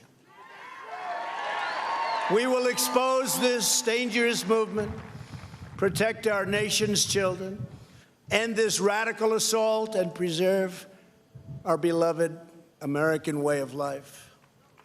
In our schools, our newsrooms, even our corporate boardrooms, there is a new far-left fascism that demands absolute allegiance. If you do not speak its language, perform its rituals, recite its mantras, and follow its commandments, then you will be censored, banished, blacklisted, persecuted, and punished. Not going to happen to us. Make no mistake, this left-wing cultural revolution is designed to overthrow the American Revolution. In so doing, they would destroy the very civilization that rescued billions from poverty, disease, violence, and hunger, and that lifted humanity to new heights of achievement, discovery, and progress. To make this possible, they are determined to tear down every statue, symbol, and memory of our national heritage.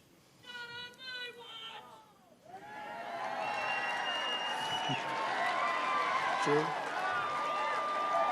That's very true, actually. That is why I am deploying federal law enforcement to protect our monuments, arrest the rioters, and prosecute offenders to the fullest extent of the law.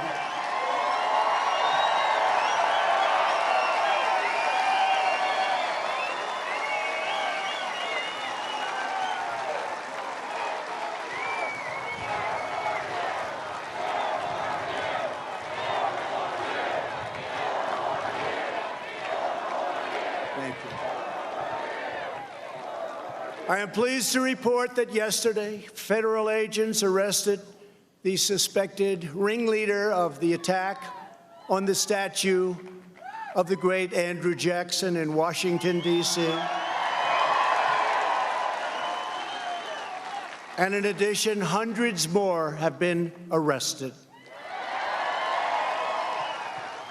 Under the executive order I signed last week pertaining to the Veterans Memorial Preservation and Recognition Act and other laws, people who damage or deface federal statues or monuments will get a minimum of 10 years in prison.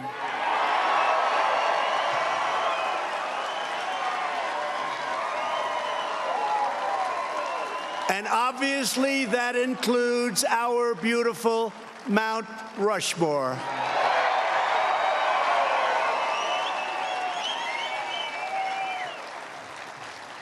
Our people have a great memory.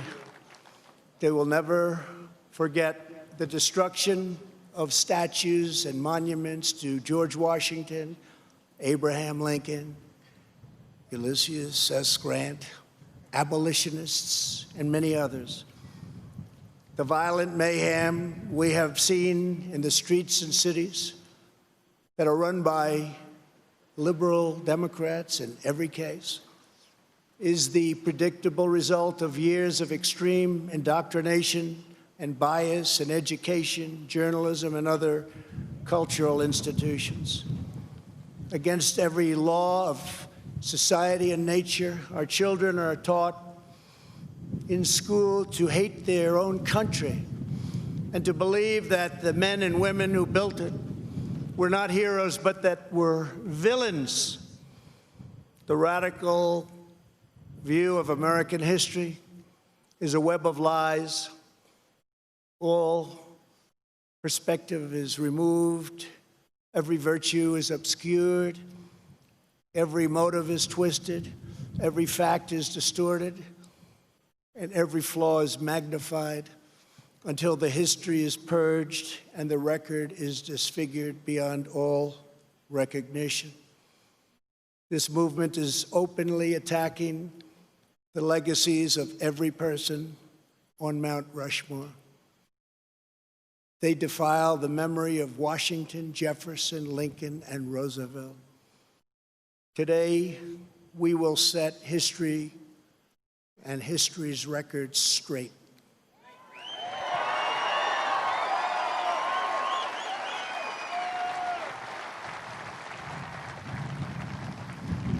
Before these figures were immortalized in stone, they were American giants in full flesh and blood, gallant men whose intrepid deeds unleashed the greatest leap of human advancement the world has ever known.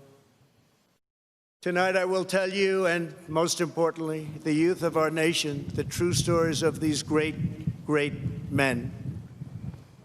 From head to toe, George Washington represented the strength, grace, and dignity of the American people. From a small volunteer force of citizen farmers, he created the Continental Army out of nothing and rallied them to stand against the most powerful military on earth. Through 8 long years, through the brutal winter at Valley Forge, through setback after setback on the field of battle, he led those patriots to ultimate triumph. When the Army had dwindled to a few thousand men at Christmas of 1776, when defeat seemed absolutely certain, he took what remained of his forces on a daring nighttime crossing of the Delaware River. They marched through 9 miles of frigid darkness, many without boots on their feet, leaving a trail of blood in the snow. In the morning, they seized victory at Trenton. After forcing the surrender of the most powerful empire on the planet, at Yorktown, General Washington did not claim power, but simply returned to Mount Vernon as a private citizen. When called upon again, he presided over the Constitutional Convention in Philadelphia and was unanimously elected our first president.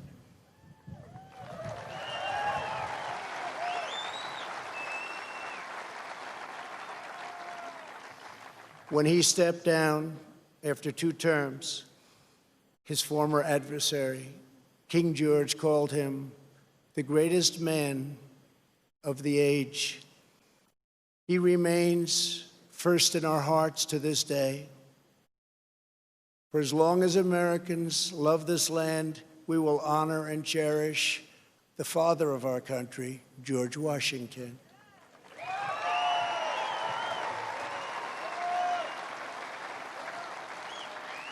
He will never be removed, abolished, and most of all, he will never be forgotten.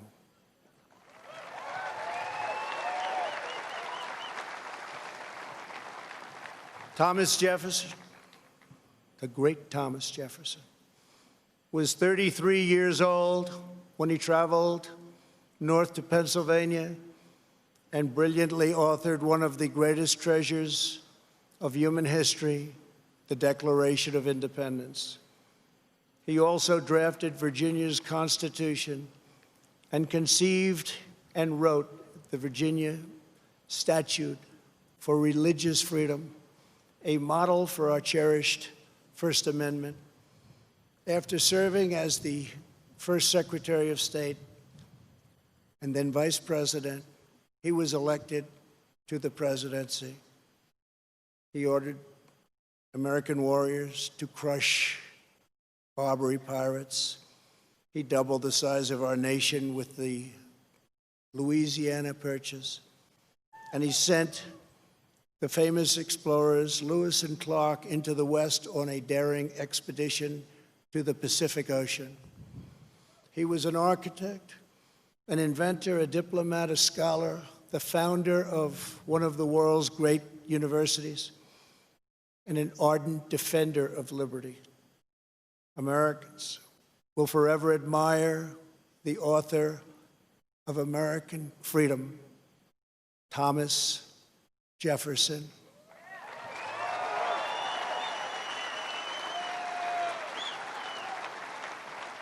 And he too will never, ever be abandoned by us.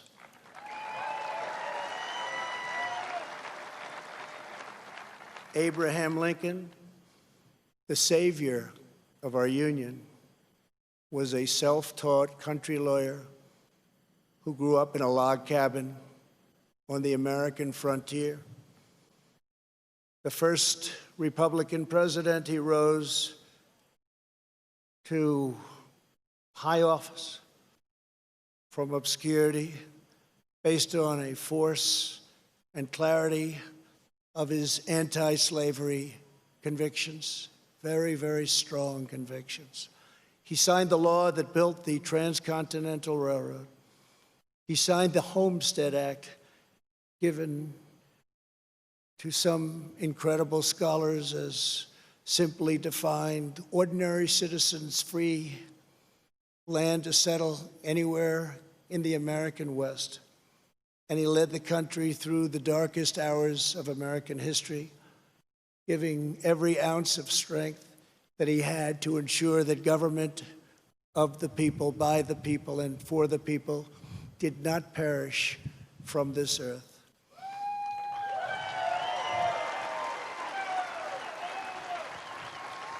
He served as Commander-in-Chief of the U.S. Armed Forces during our bloodiest war, the struggle that saved our Union and extinguished the evil of slavery.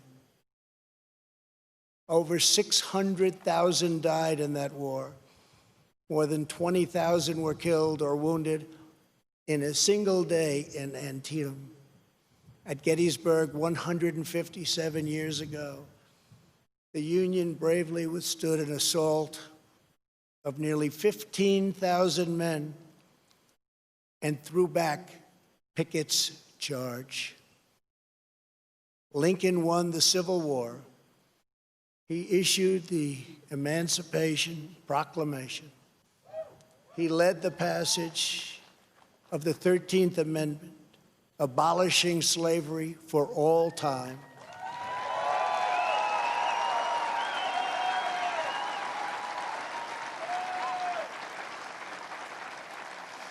And ultimately, his determination to preserve our nation and our Union cost him his life. For as long as we live, Americans will uphold and revere the immortal memory of President Abraham Lincoln.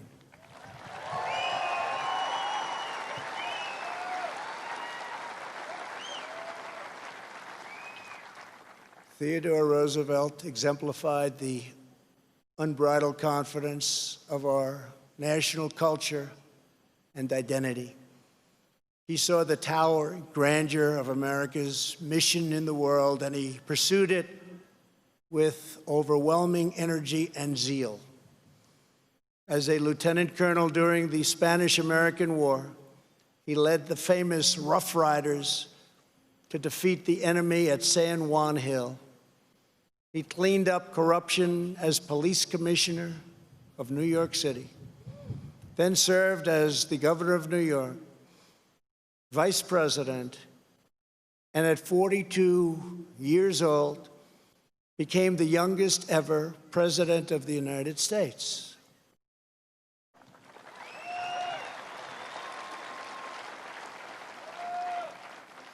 He sent our great new naval fleet around the globe to announce America's arrival as a world power.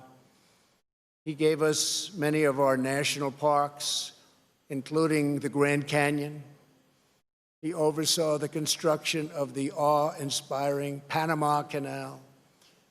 And he is the only person ever awarded both the Nobel Peace Prize and the Congressional Medal of Honor. He was American freedom personified in full. The American people will never relinquish the bold, beautiful, and untamed spirit of Theodore Roosevelt.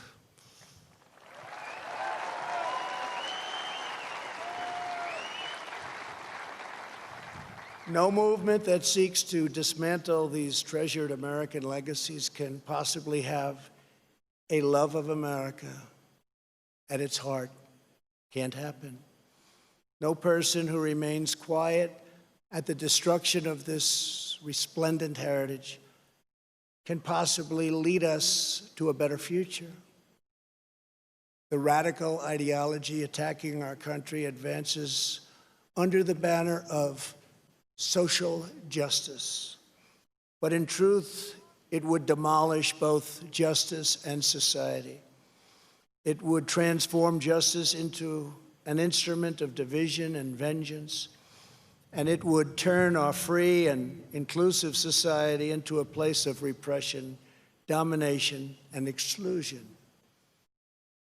They want to silence us, but we will not be silenced.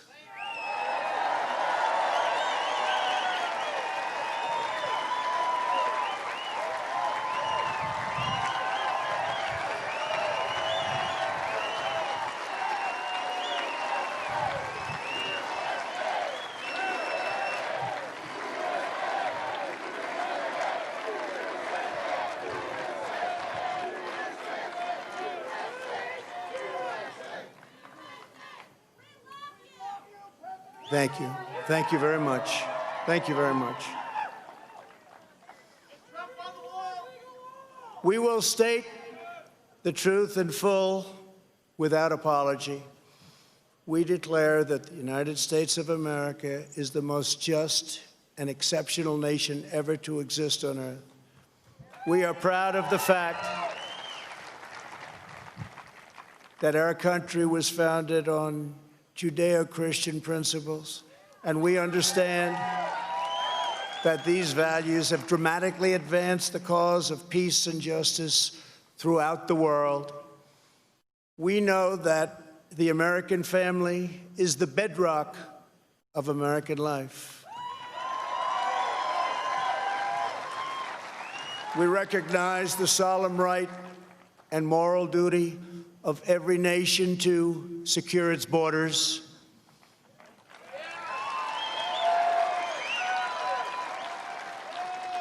And we are building the wall.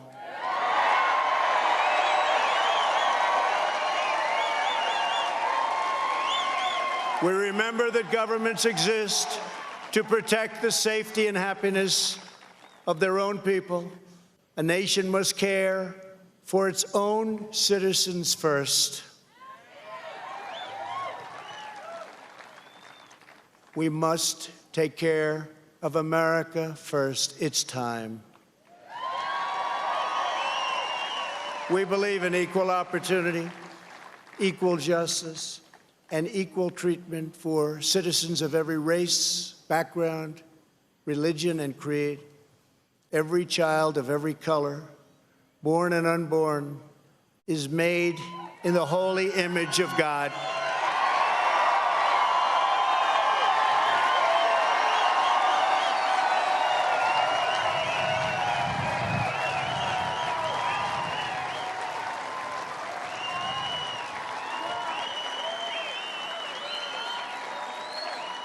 We want free and open debate, not speech codes and cancel culture. We embrace tolerance, not prejudice. We support the courageous men and women of law enforcement.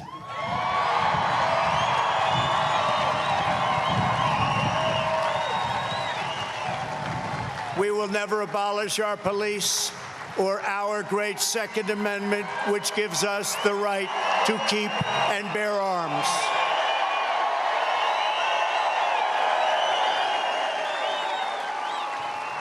We believe that our children should be taught to love their country, honor their history, and respect our great American flag.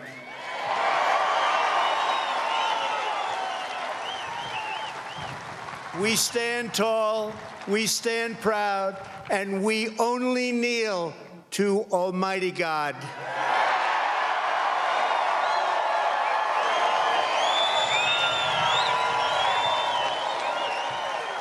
This is who we are. This is what we believe. And these are the values that will guide us as we strive to build an even better and greater future.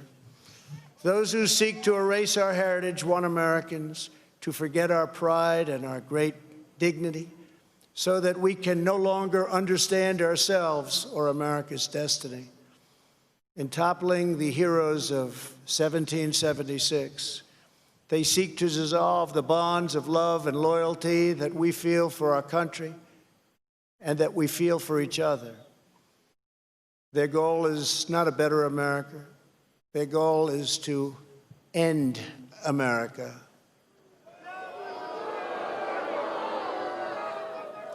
In its place, they want power for themselves. But just as patriots did in centuries past, the American people will stand in their way, and we will win, and win quickly and with great dignity.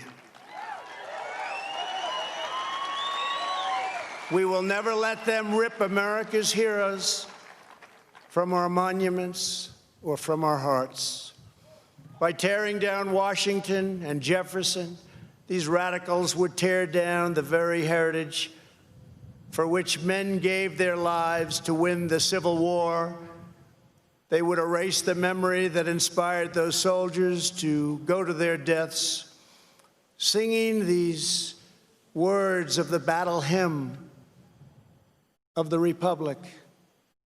As he died to make men holy, let us die to make men free, while God is marching on.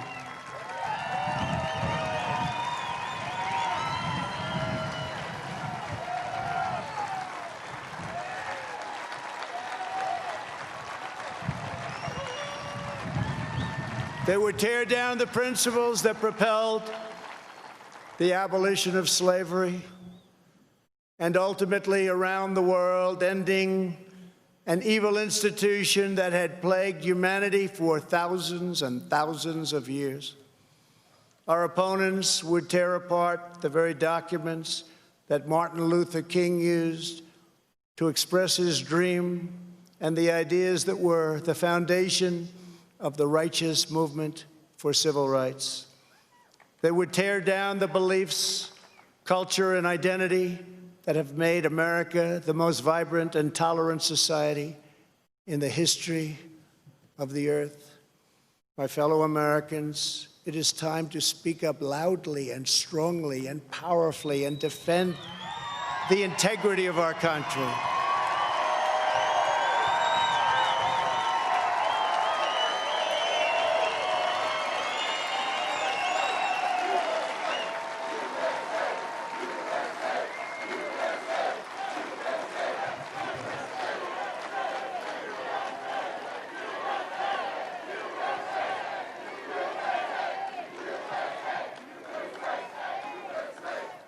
It is time for our politicians to summon the bravery and determination of our American ancestors. It is time.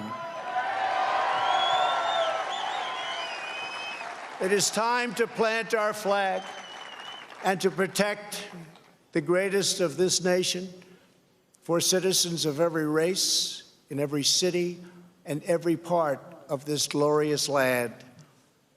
For the sake of our honor, for the sake of our children, for the sake of our union, we must protect and preserve our history, our heritage, and our great heroes. Here tonight, before the eyes of our forefathers, Americans declare again, as we did 244 years ago, that we will not be tyrannized, we will not be demeaned, and we will not be intimidated by bad, evil people. It will not happen.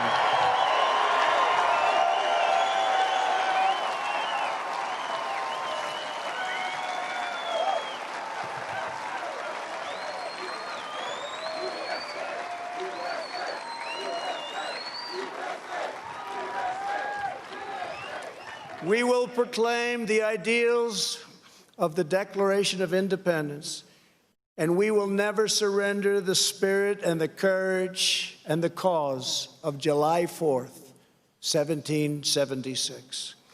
Upon this ground, we will stand firm and unwavering.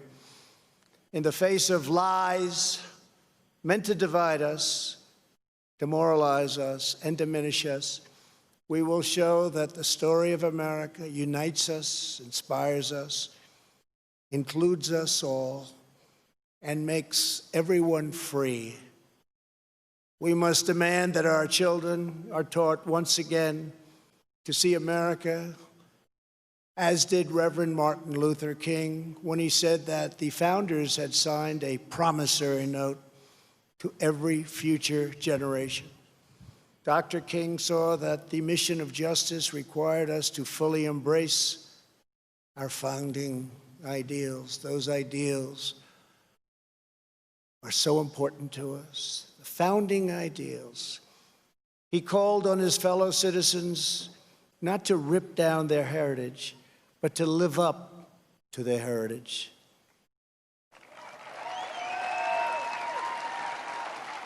Above all, our children from every community must be taught that to be American is to inherit the spirit of the most adventurous and confident people ever to walk the face of the earth. Americans are the people who pursued our manifest destiny across the ocean, into the uncharted wilderness, over the tallest mountains, and then into the skies, and even into the stars. We are the country of Andrew Jackson, Ulysses S. Grant, and Frederick Douglass. We are the land of Wild Bill Hickok and Buffalo Bill Cody. We are the nation that gave rise to the Wright brothers, the Tuskegee Airmen, Harriet Tubman, Clara Barton, Jesse Owens, George Patton, General George Patton, the great Louis Armstrong, Alan Shepard, Elvis Presley, and Muhammad Ali. And only America could have produced them all. No other place. We are the culture that put up the Hoover Dam, laid down the highways, and sculpted the skyline of Manhattan. We are the people who dreamed a spectacular dream. It was called Las Vegas in the Nevada desert. Who built up Miami from the Florida marsh, and who carved our heroes into the face of Mount Rushmore.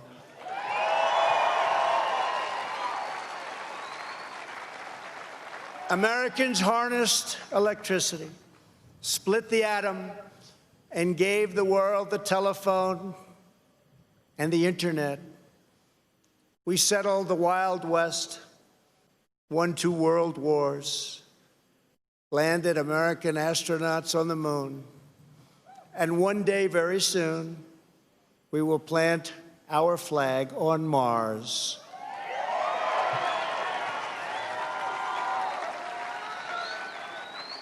We gave the world the poetry of Walt Whitman, the stories of Mark Twain, the songs of Irving Berlin, the voice of Ella Fitzgerald, the style of Frank Sinatra, the comedy of Bob Hope, the power of the Saturn V rocket, the toughness of the Ford F-150, and the awesome might of the American aircraft carriers. Americans must never lose sight of this miraculous story. We should never lose sight of it. Nobody has ever done it like we have done it. So today, under the authority vested in me as President of the United States,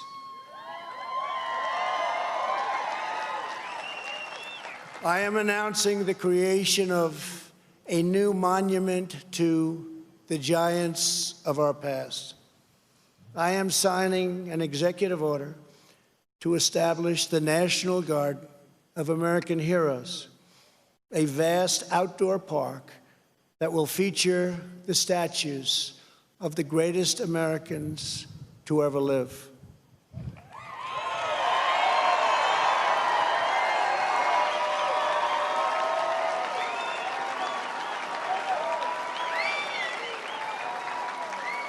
From this night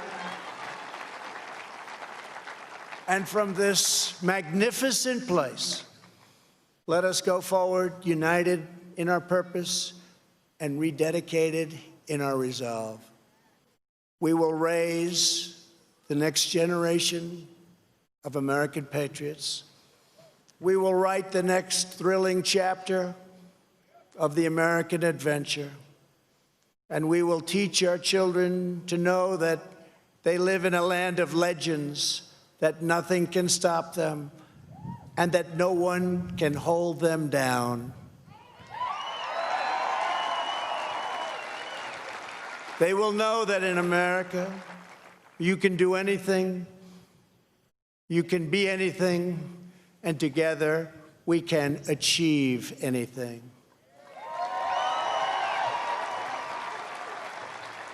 Uplifted by the titans of Mount Rushmore, we will find unity that no one expected. We will make strides that no one thought possible. This country will be everything that our citizens have hoped for so many years, and that our enemies fear, because we will never forget that the American freedom exists for American greatness, and that's what we have, American greatness. Centuries from now, our legacy will be the cities we built, the champions we forged, the good that we did, and the monuments we created to inspire us all. My fellow citizens, America's destiny is in our sights. America's heroes are embedded in our hearts. America's future is in our hands.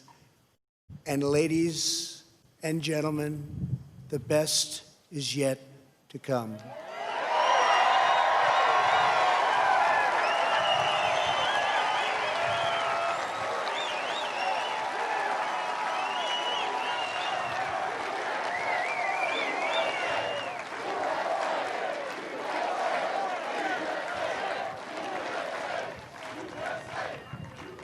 This has been a great honor for the First Lady and myself to be with you. I love your state. I love this country. I'd like to wish everybody a very happy 4th of July. To all, God bless you. God bless your families. God bless our great military. And God bless America. Thank you very much.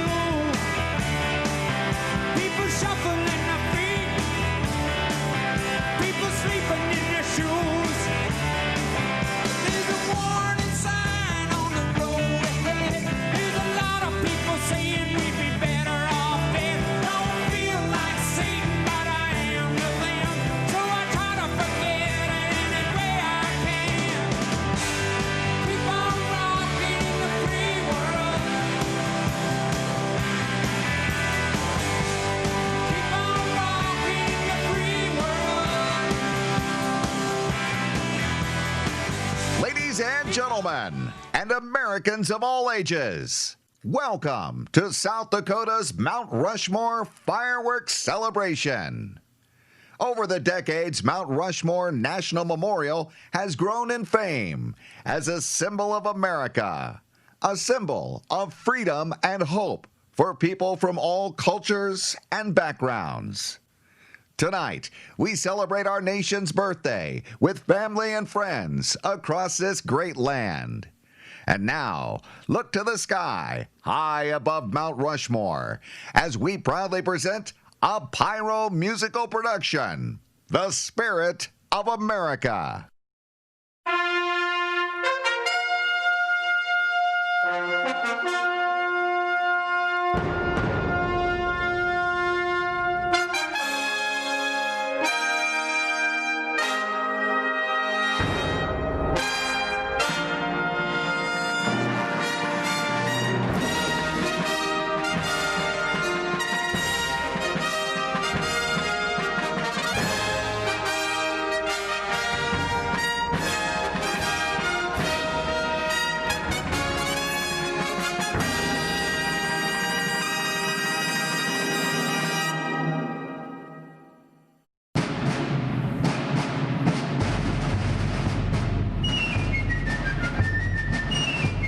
The preservation of the sacred fire of liberty and the destiny of the Republican model of government are justly considered as deeply, perhaps as finally stalked, on the experiment entrusted to the hands of the American people.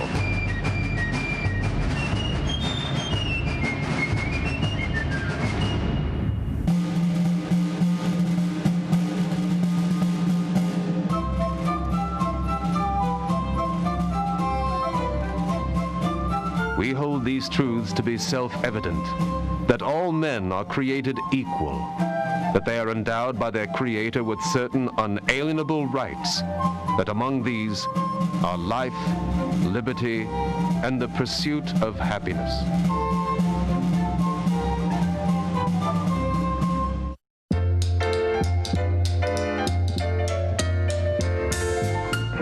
The great fundamental issue now before our people can be stated briefly. It is, are the American people fit to govern themselves, to rule themselves, to control themselves? I believe they are.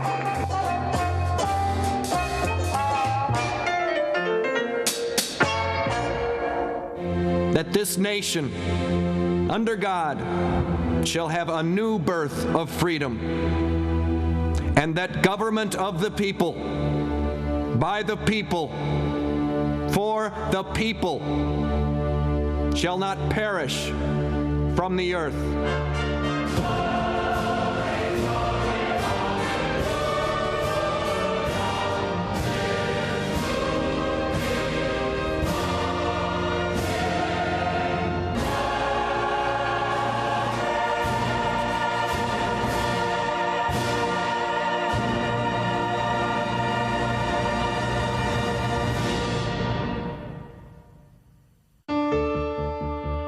In the words of John Adams, Independence Day will be the most memorable in history.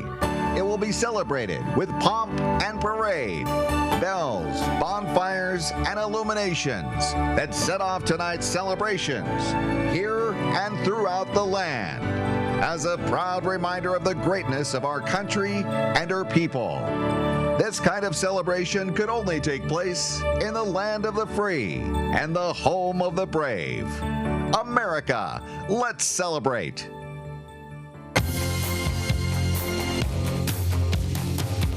Everywhere around the world, they come into America. Got a dream to take them there. They come into America. They come into America. They come into America today. Today.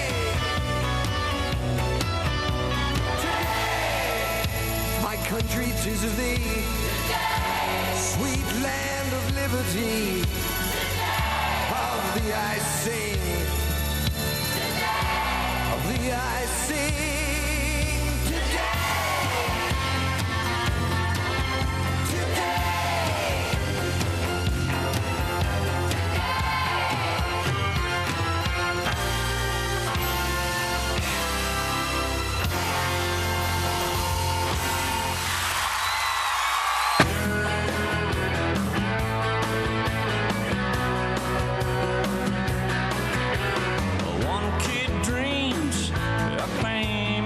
fortune.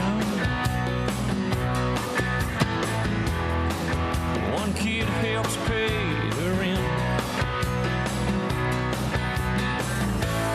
One just might be president. Only in America, dreaming in red, white, and blue. Only in America.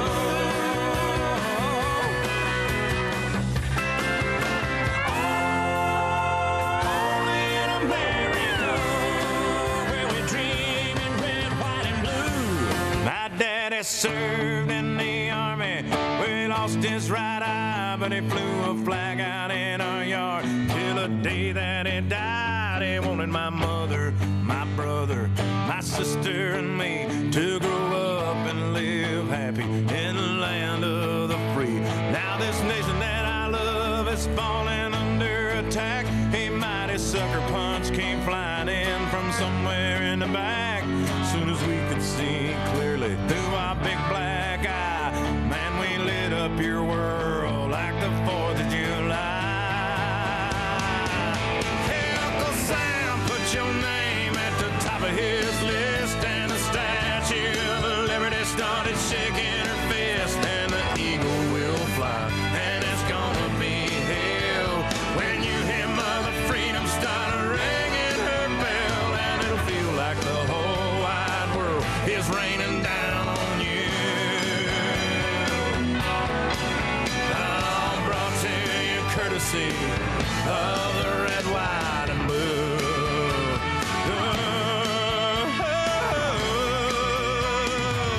Of my red, white, and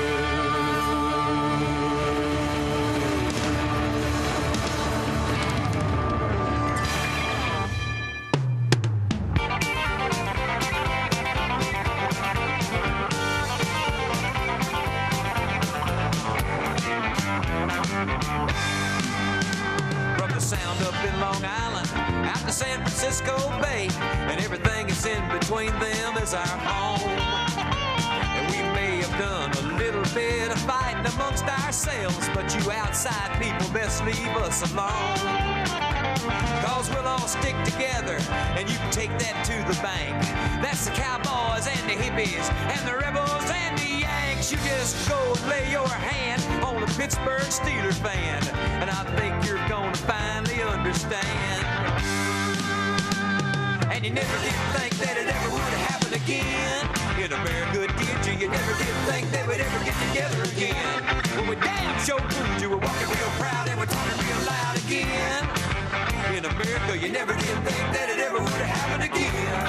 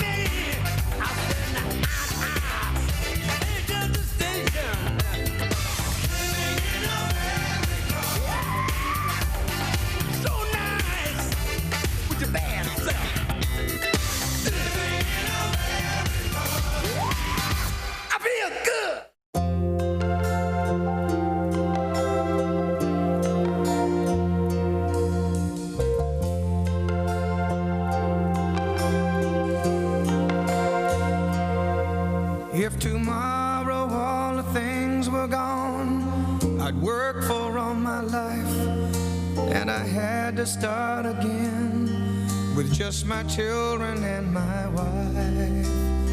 I thank my lucky stars to be living here today, 'cause the flag still stands for freedom, and they can't take that away.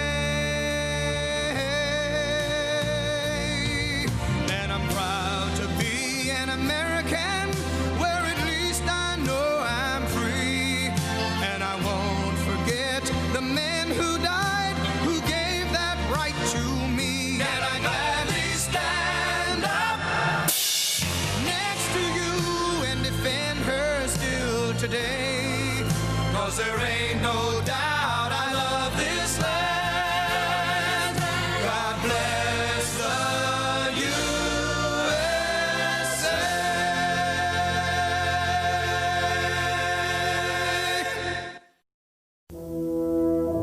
The spirit of America continues as we pay tribute to our nation's true superheroes. We salute the brave men and women of our armed services who are defending our freedoms around the world so that we can celebrate our independence in this great land we call America.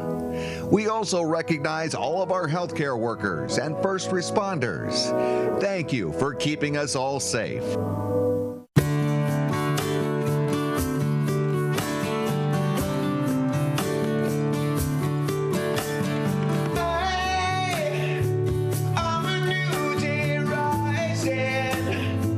I'm a brand new sky to hang the stars upon tonight.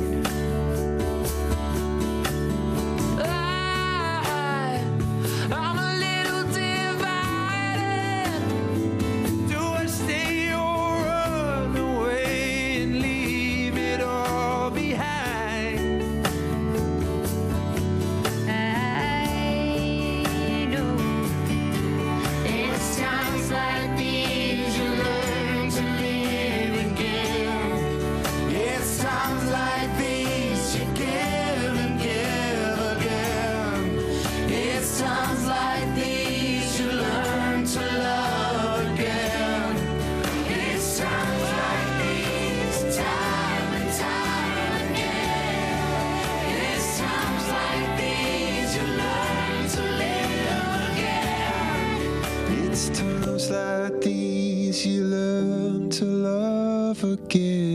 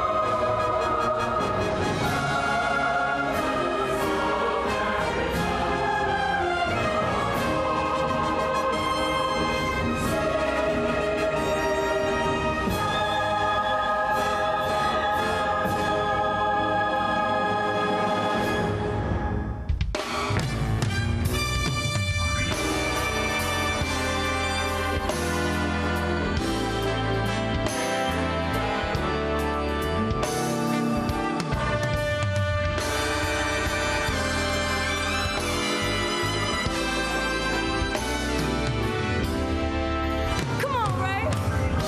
You know, I wish y'all would come along and help me sing this thing. It's all right. America. America. Oh, how I love you, America. America. Where's my God? Well, my God, He done shed His grace on me. God, I love me for it, 'cause He cried like a, He told me, run.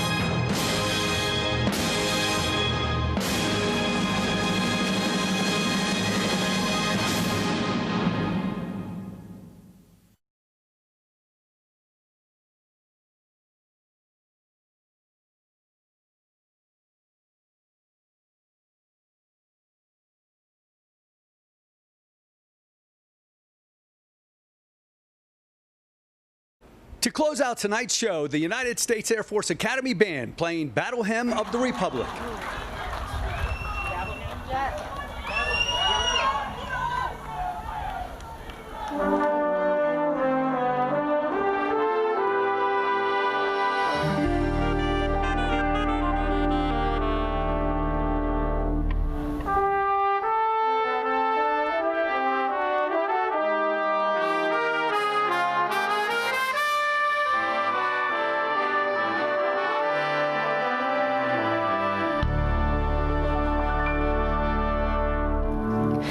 Mine eyes have seen the glory of the coming of the Lord. He is trampling out the vintage where the grapes of wrath are stored. He hath loosed his faithful lightning of his terrible swift sword. His truthing is marching on.